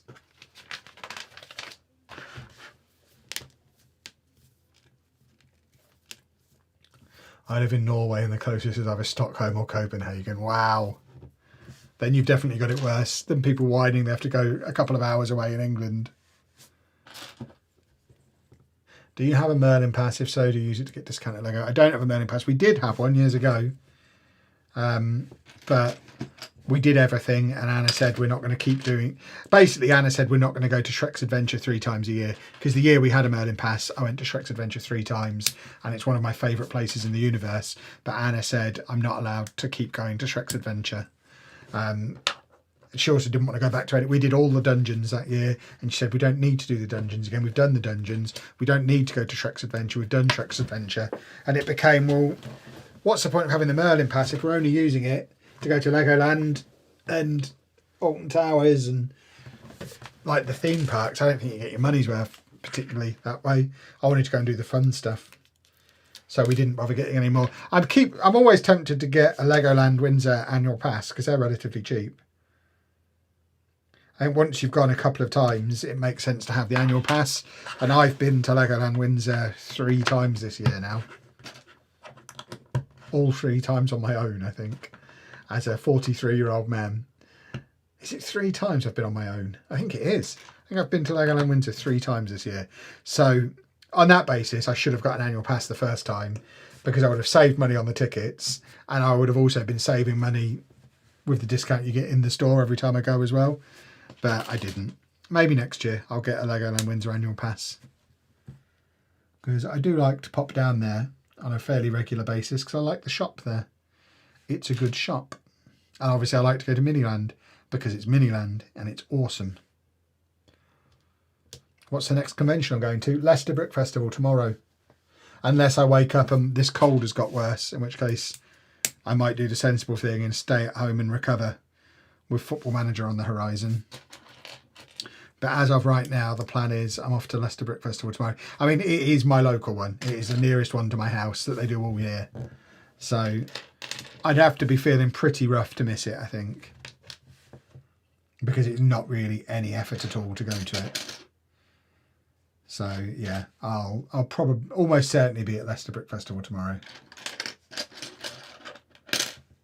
Do need to remember to charge my camera and my spectacles though, so I can actually make some content. So I think they're still sat in my bag, not charged at all from when we were on holiday. So I need to remember to do that after the stream. Right, it's telling me to put a newspaper and I don't have the newspaper it's telling me to put. I'm wondering if it's just got a different newspaper to the one I'm holding, or if... I mean, it might just be that is the one. I mean, just put the wrong one in the book. Or is there, I guess it doesn't matter if we use the wrong newspaper in different places anyway. We're doing a newspaper stand, basically, I think is what's happening here. Which is very snazzy as well. Question, are you planning on buying any of the BrickLink sets? And if so, which ones? We talked about it earlier on in the stream. Yes, is the quick answer. Most of them, like the ones that are going on sale next month, I'll order all of them and then decide in 6 months which ones to keep. I don't want them all, but I'll order all of them and then make a decision later. That's how I tend to do them. That's the quick answer.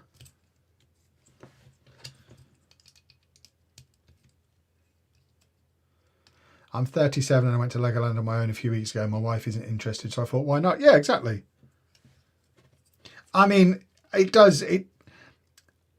I think for me, it does take a little bit of reminding myself it's okay to do, because I literally am wandering around a theme park with a camera, which you do get a few looks from concerned parents.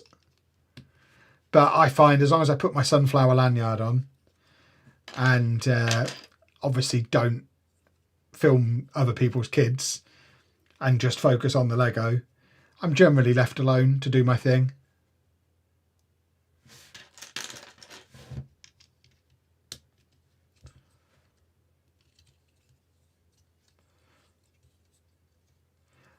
Would Miniland inspire you to get a better building for your Lego City? I mean, I would love more space for the Lego City. I don't need inspiring to want that. I need money. But yeah, I would love to be able to do something bigger and better. That will always be the plan, but it will also always be expensive, and we're not in a position to be able to do it, and are unlikely to be anytime soon. This is a very nice little train station taking shape. I am enjoying this build. This is good stuff. Yeah, Lego own BrickLink. Lego have owned BrickLink for a while. So yeah, all the BrickLink sets are official Lego sets. They're just fan designed Lego, aimed at adult builders as well, which is cool. So they're more advanced, they're more detailed. They're definitely targeted at adults. They are cool sets. Some of the best sets in recent years have come out of the BrickLink Designer Programme. Like Brick Cross Station is one of my favourite Lego sets. That was a BrickLink set. Some of the castles that have come out of BrickLink have been fantastic. There's a lot of really good stuff that's come out of the BrickLink Designer Programme. I am definitely a big fan of it.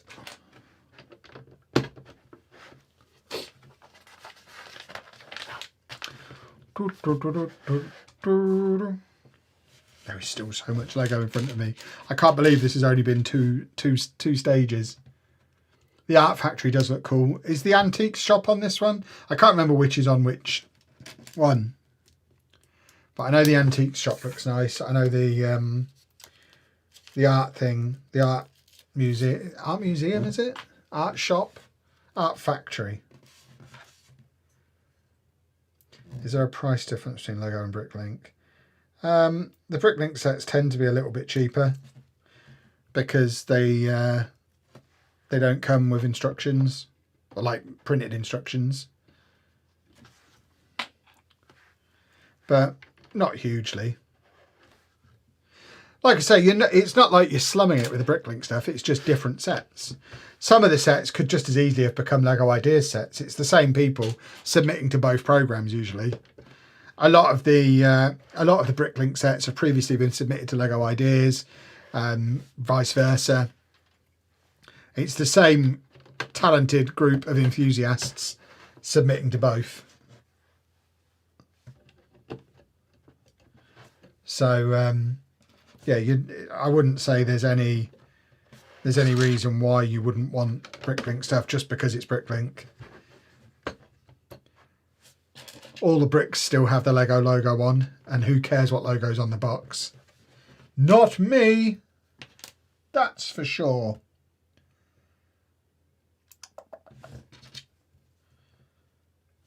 And they do have the Lego logo on the box as well somewhere. I think it's on the back. What cozy games do I play? I play lots of them. Not at the same time. I have played lots. At the moment, I'm playing Story of Seasons, the new Story of Seasons game. Some of my favourite ones ever: Animal Crossing, Stardew Valley. I've got hundreds and hundreds of hours in Stardew Valley. Disney Dreamlight Valley is really fun. I would say they're probably the big three for me, as far as I'm concerned.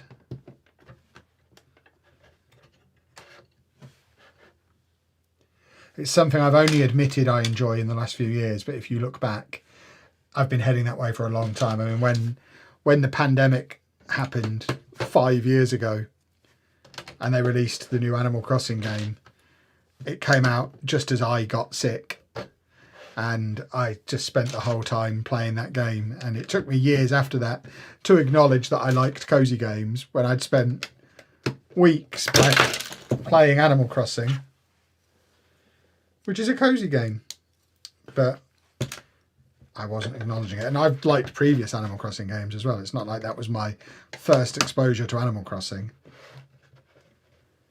So yeah, I've always been interested. I've always been a fan. I now admit it.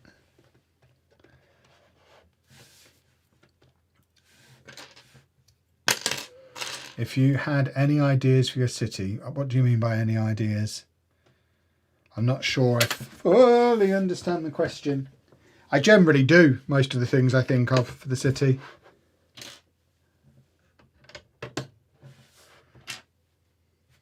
I was in denial. I guess. I just considered cozy games to be that thing mums did, which I guess is exactly what it is, but it's not just mums these days.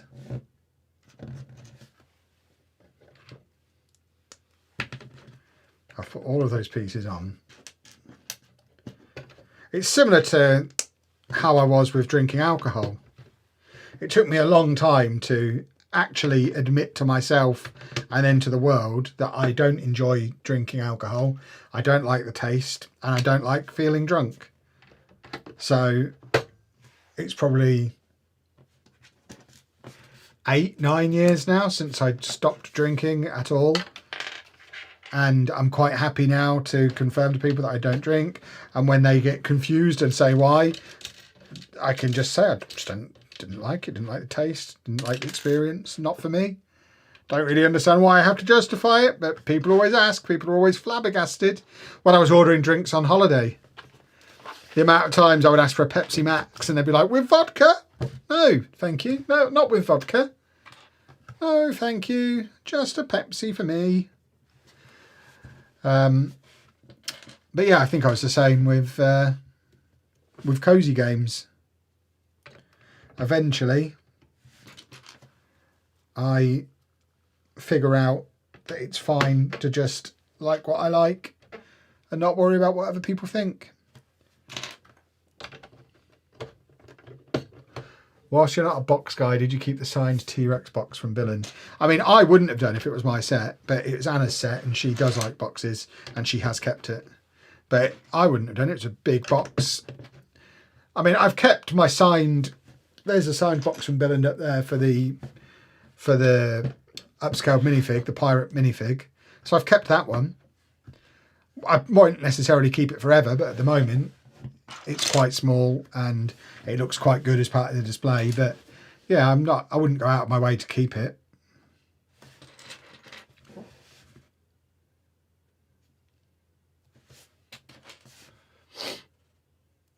I'm with you, you don't need alcohol to have a good time. All you need is cold fizzy soda and a giant slice of pep pizza and a giant Lego set. Sounds like a good evening to me.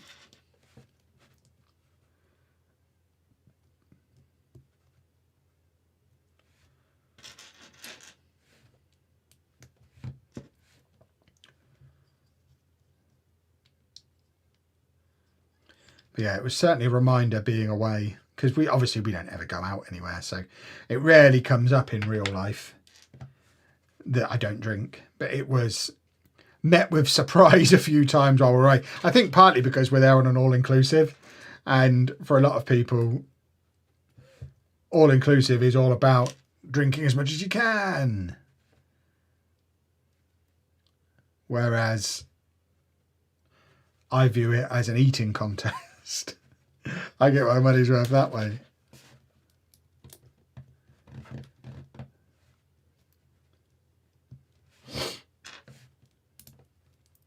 What's the biggest Lego set you've dropped? What, after having built it? Daily Bugle. I didn't drop the whole thing, but it basically fell apart in my hands because I was trying to pose for it with it for a thumbnail, and a big chunk of it fell off and broke.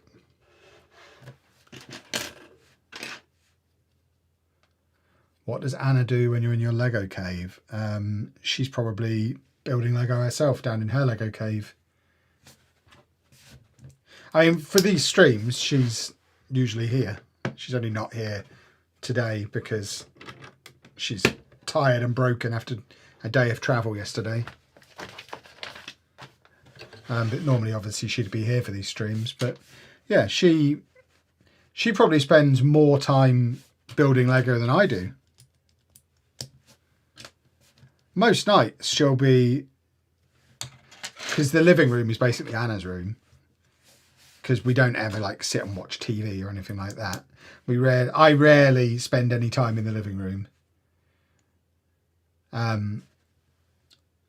So yeah, most evenings she'll be sat at a little desk in there, and she'll either be building Lego, or she'll be doing some colouring, or doing whatever she fancies doing, really. So yeah, she just does her thing, I do my thing.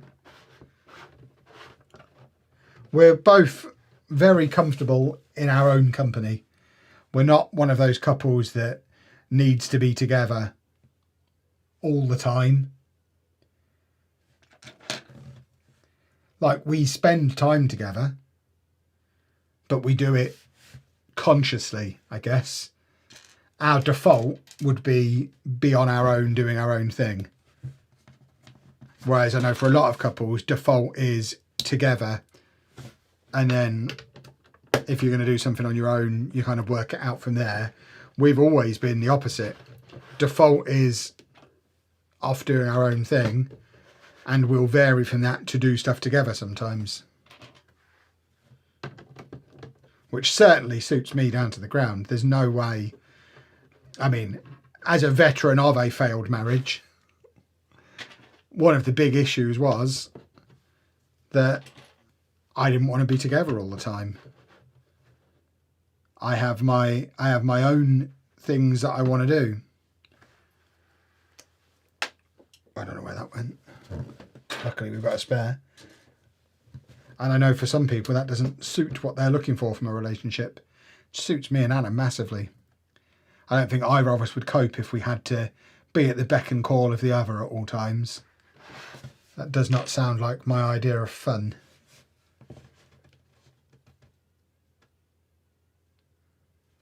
Isn't it a new couple thing, spending all day together? I don't know. I think looking back at how my parents were, the default for them would be together in the living room watching TV. That would be like their default evening. Whereas even before Lego, a default evening would be Anna on her PlayStation in the living room and me in my office playing Football Manager or streaming or making a video or playing on one of my consoles. So our default has never been both in the same room doing something together. How long have we been together? I'm supposed to just know stuff like that, aren't I? 13 years, 12 years, 13 years. But I mean, this isn't like we haven't changed into this as time has gone on. It's not a result of we've been together a long time and we're bored of each other. This is how we've been from the beginning. Our default has always been doing our own thing and then consciously doing stuff together when we want to.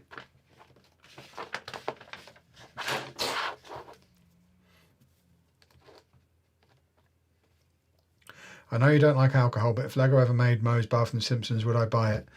Probably. I don't actively dislike alcohol. It's not like a moral thing.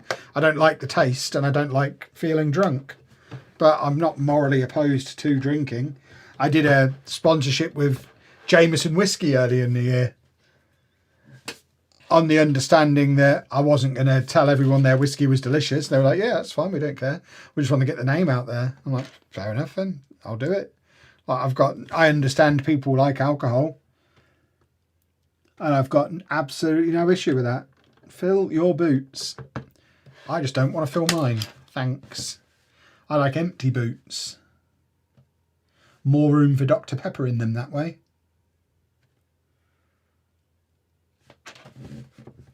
Would me and Anna ever get married? I mean, we've been engaged for a long, long time. But there's always been something we'd rather spend the money on. Weddings are too expensive. Like, it's a conversation that comes up from time to time. Shall we get married this year? Or shall we go to Tenerife? Shall we get married this year, or shall we go on a cruise? Shall we get married this year, or shall we go to Disneyland? And we are both of the opinion of the other stuff is much more fun. So we always choose to do something else instead. There might come a time where we have that conversation. It's like, actually, you know what? This year, maybe we shall get married, at which point we shall. But it's not something we're in a huge rush to do. It's not something we need to force. Yeah, it's probably something we'll do when we're old and we need it for filling in forms and making stuff like power of attorney easier and things like that. And making it easier for the other one to automatically inherit. I understand there's like legal benefits to doing it. It would certainly make it easier for the other one to speak on each other's behalf when it comes to the point where we need stuff like that happening. And also at that point, we're much less likely to choose to go to Disneyland instead. So it'll very much be an admin thing that we do when we're old, I should think, is what will actually end up happening. I certainly don't think we need a big expensive party to like legitimize our relationship.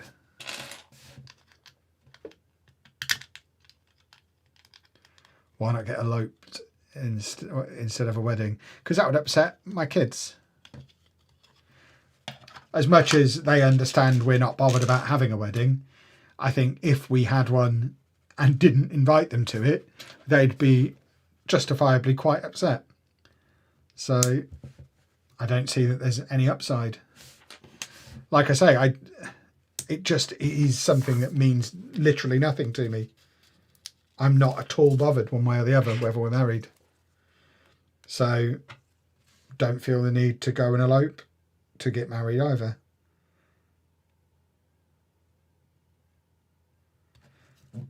It's just one of the many, many things where I don't just accept the default position of the world, of people's opinions.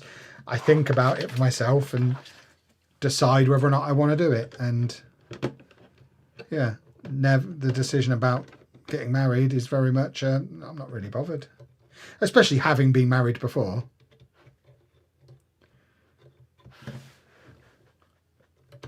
And knowing that I now have a much more functional relationship than I had when I was married. So I know for a fact that just being married doesn't offer any relationship benefit at all.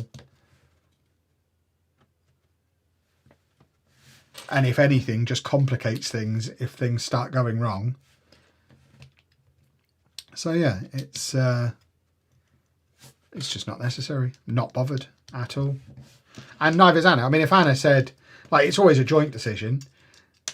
If when we're planning what we're going to spend our spare money on for that year, if Anna said, actually, you know what, this year I really do want to get married, I'm not going to say, no, I refuse. She's right there with me, choosing, like for next year, she's right there saying, no, I'd rather go to Florida. I'd rather go to the thing in Chicago. I'd much rather do those trips. She'd much rather go on her dream cruise. So it's not like I'm just forcing my not being at all bothered beliefs onto her. It's another example of us being pretty compatible with how we see the world, which is good. What about being engaged? We've been engaged for 12 years. I did put a ring on it. Beyonce said that was a good idea, so I did that part. I got her the expensive ring a long time ago, before we even lived together. No, actually it was just after we moved in together. I put a ring on it. It's just we didn't feel the need to do the next bit.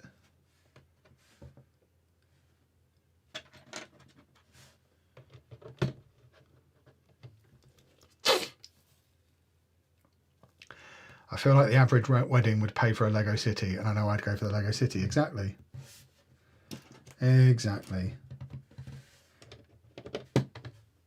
I mean, part of it is people's expectations on what a wedding would be as well. Like, as far as I'm concerned, I'm not against doing it, but I'm not paying for everyone's dinner. You know. Well, if everyone wants to buy their own dinner and buy their own drinks, and, you know, if all I have to pay for is getting the form filled in, then I'm much more likely to do it. But I suspect that wouldn't go down very well. And I've got very little interest in buying everybody dinner.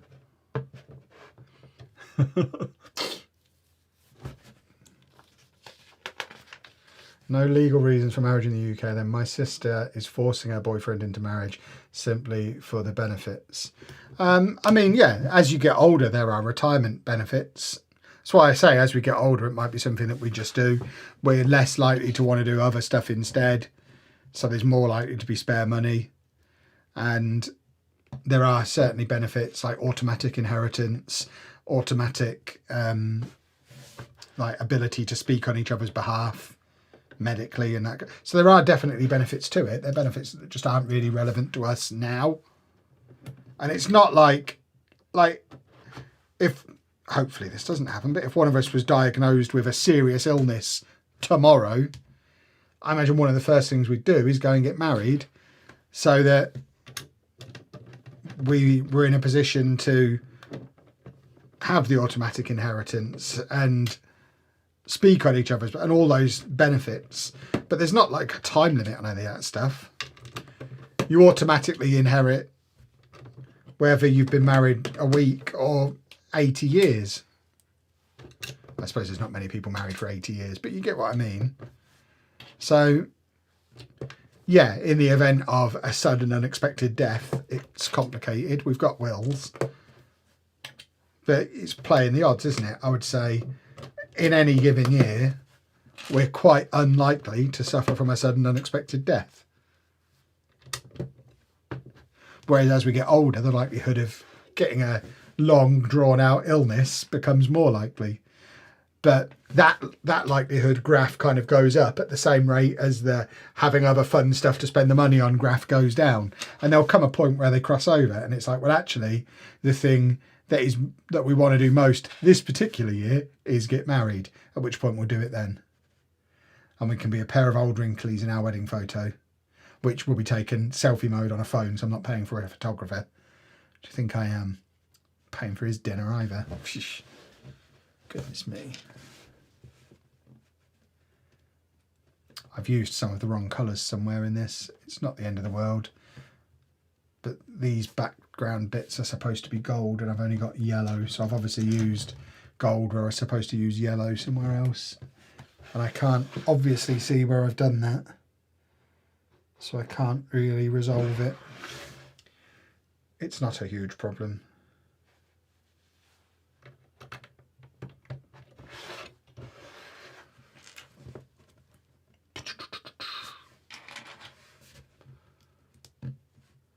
Already had the catalogue open though, didn't you?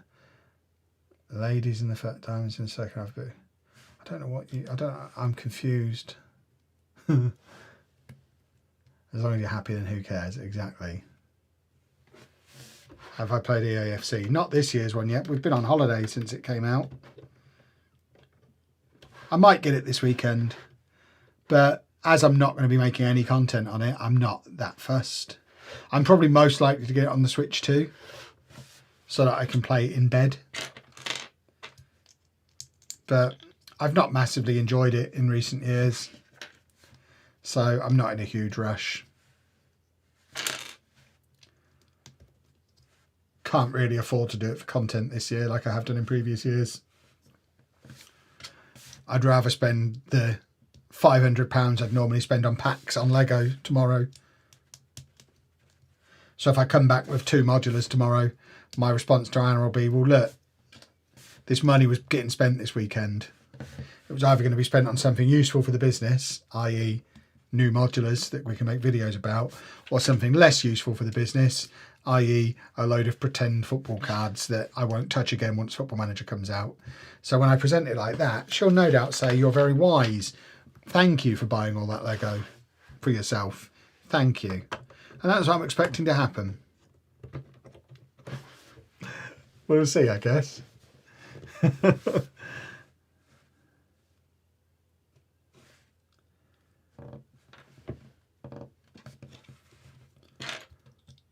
Do I prefer paper instructions or the iPad? The iPad, but I'm using the iPad to read the chat off of.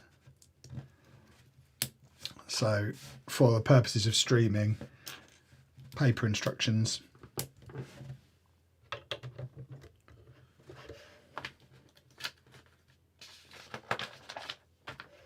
I've been hearing rumours from a reliable source that next year we might be getting a Daily Planet modular building. Okay, maybe. I know we're getting a new Daily Bugle on the 1st of January, which is interesting. The current Daily Bugle retires on the end of December, and then we're getting a much cheaper, much smaller one on the 1st of January, which I guess is going to be the same scale as the recent Spider-Man sets we've been getting. So it'll probably work with the Oscorp and they're all up there. The Miles Morales one, the Peter Parker's apartment. It'll be that kind of scale, connect together with all those, continuing our Spider-Man skyline.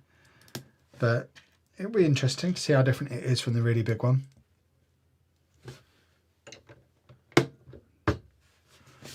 How am I? I am good, thank you very much. How are you?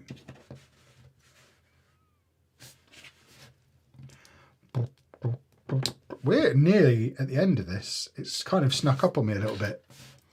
But this is very quickly starting to resemble a train station now. Just putting a little tower on it. It's a very nice little build.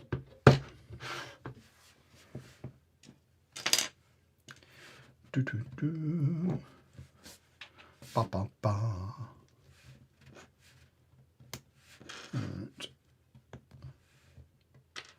So this bit we've got to do 4 of the little pillars for the corners of the little tower that we're doing. In fact, more exciting than all of this Lego stuff we're talking about, boys and girls. Can't believe this has taken this long to come up. Travel Lodge commented on my TikTok from earlier today.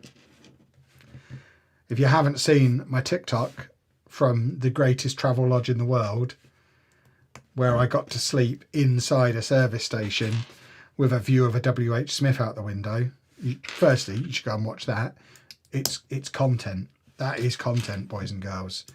But Travel Lodge have declared me the king of that service station as a result, which I think is legally binding. So I am now the king of the service station, which is blooming excellent. It's about time I was the king of something. I'm sure you'll agree. I've done that wrong. There we go. That's how it's supposed to be.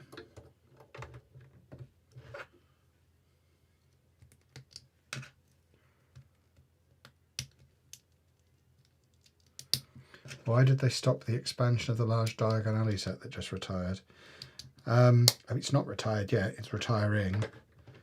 I don't know that they necessarily stopped the expansion of it, more than they went as far as they could with it because it's mega expensive. And I guess, I mean, from their perspective, presumably that scale didn't sell as well as the smaller scale that they've been doing loads of, because they've done lots of Diagon Alley stuff, just not on that scale. So I can only assume maybe Gringotts didn't sell very well. Would be my guess. I don't know. Do I like Technic Lego? I don't dislike it. I just don't really have room for it in my house, in my life. Like, I would love the big crane, the big, what is it? The crane and the big digger they've got at the moment. Some of those big construction vehicles are really cool. What I'm not at all interested in is the big cars, which is what most of the Technic stuff is. Most Technic is cars, and I'm not into cars. So I think it gives the impression that I don't like Technic, whereas that's not the case at all. But it's just that most Technic sets are things that I'm not interested in building. Lots of people wanted a leaky cauldron. I imagine the reason they didn't build it is because pub, rather than stopping expansion specifically. They probably didn't want to release a pub.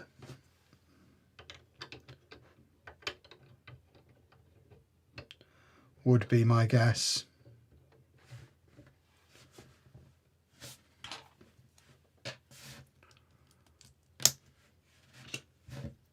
Just a question, if you could have any Lego building set, not any of the modular buildings, what Lego building would I want? What, one that doesn't exist? As a modular, do you mean? Is that what you're asking? I've said before, a school, a hospital, a university. I know we're getting the university as part of the BrickLink stuff next year, so I'm very much looking forward to that. But a proper school, a proper hospital, just stuff that makes the city better is what I want most, really. That's why I'm quite disappointed about the rumours we've seen so far about what this year's modular is going to be. If you've not seen, I've messed up the colours again here, someone I haven't there. If you haven't seen the rumours that have been circulating, firstly, you should follow me on TikTok. But secondly, the rumour is it's going to be a shop of some kind. And we've already had lots of shops. Don't really want another shop. Would much rather have a hospital. But Lego, in their infinite wisdom,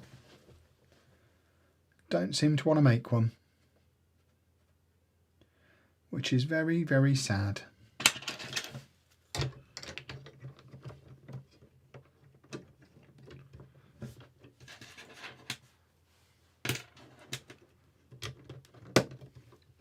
Yeah, music shop is one of the rooms, isn't it? There was another one. I can't remember what the other one was. Someone did make the point that Assembly Square literally has a music shop in it. So if they're doing a music shop, it's an actual duplicate of something we've had in the last 5 years, which would make it really weird. And like I said in the TikTok, it's very early. This time last year, everyone was still convinced we were getting a fish and chip shop, and it turned out to be Tudor Corner, which I don't know if you've seen Tudor Corner. It doesn't look a lot like a fish and chip shop.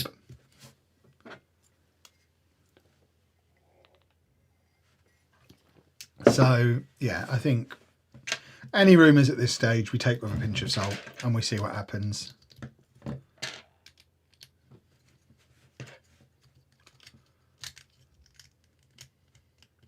I got a surprise email yesterday with a code for a free birthday themed set. If I spend £65 by the end of the year, does everyone get that the month before their birthday? I don't remember seeing that. I'm now very jealous. I want a birthday set. Oh, we've got some clocks. Make sure that they're all showing the same time. Lovely clock tower. Oh, missed that. I did just buy a boutique hotel, so I don't know if that was a factor or a factor I've missed. Oh, and you getting that email? Maybe. Who knows? I mean, I don't tend to read any marketing emails, so I'm really not the person to answer whether everyone gets that or not, because I may well have got it and just not read it because I don't read stuff like that.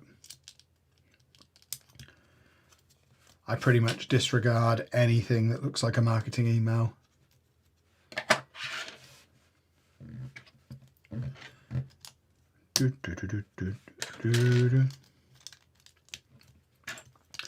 I did have an idea for your city. Maybe you could put the haunted house in the countryside.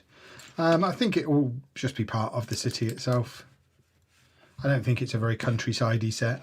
It will come out at Halloween. It will come out when I have a theme park thing going on. And the rest of the time it will just blend in with the background. And I think that's fine. It's too good a set to be put away when it's not Halloween.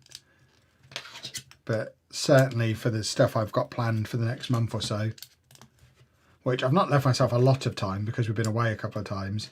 I'm not going to be able to do a really detailed Halloween setup, but there'll be a little Halloween fun fair for a few weeks before we get started on the Winter Village. Which of course means I need to give this a home somewhere for the next month, because we're not starting the Winter Village until after Halloween. So I'm probably building this a little early. It's a little late now to worry about that though, as I've nearly finished. I'm not putting it back in the box at this stage.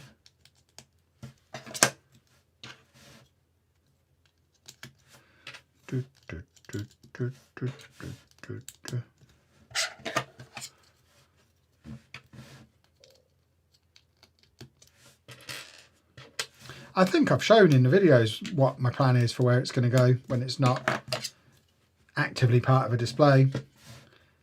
I'm pretty happy with what I've got planned. I don't think we need to change any of the plans. There is a piece missing. And there actually is this time. Did I drop it on the floor? No. Oh well. It's not a disaster. We can fashion something that will sort of get the job done. And this bit can just go around the back.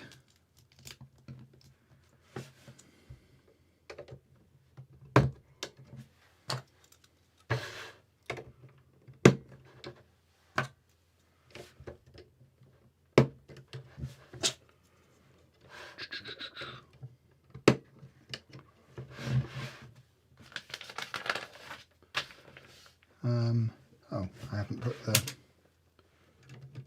those bits on either. Splendid. And then a little bit of interior faffing with some stickers. So this is our little timetable thing. So our next train is to the North Pole from Bricksburg and to Snow Valley from Tiletown. They're the only two trains running, it seems.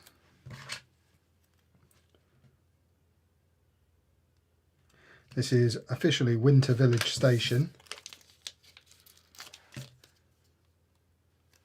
What is the best profit you've made on a set? I've never made a profit on a set. I don't sell them. I buy them to have them, not to make money with them.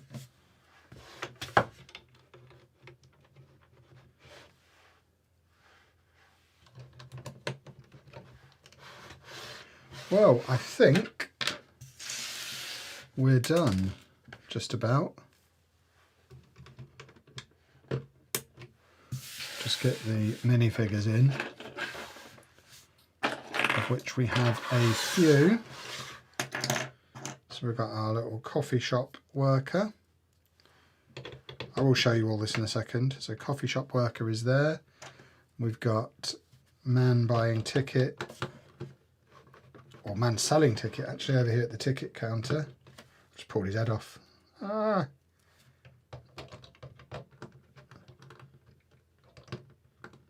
Can't get him in. Come on, Kev. You know how to use Lego. And then we've got these two out on their way in.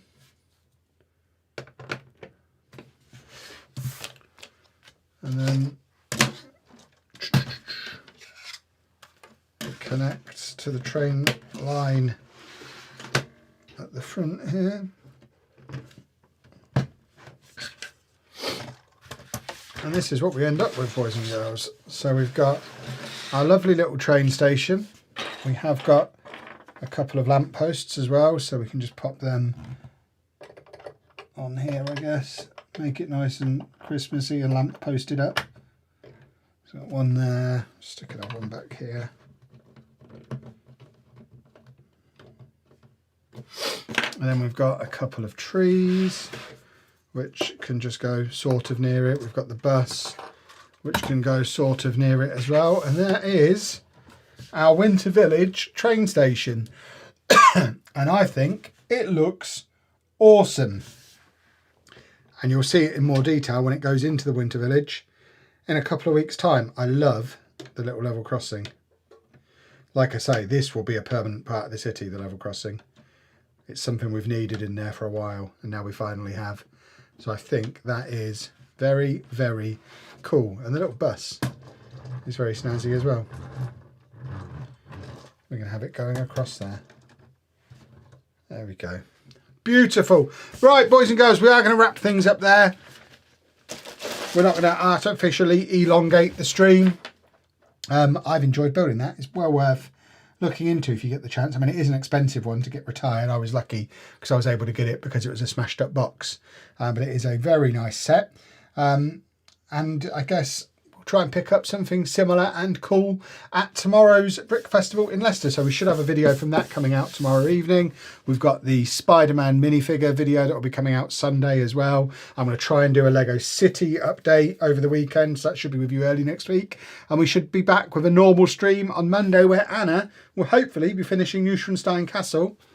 Because then end of the week we'll be able to get started on some of that wicked stuff that we've been waiting on starting for a little while. But for now, folks, thank you very much for watching. Please make sure you leave a nice big thumbs up on the stream.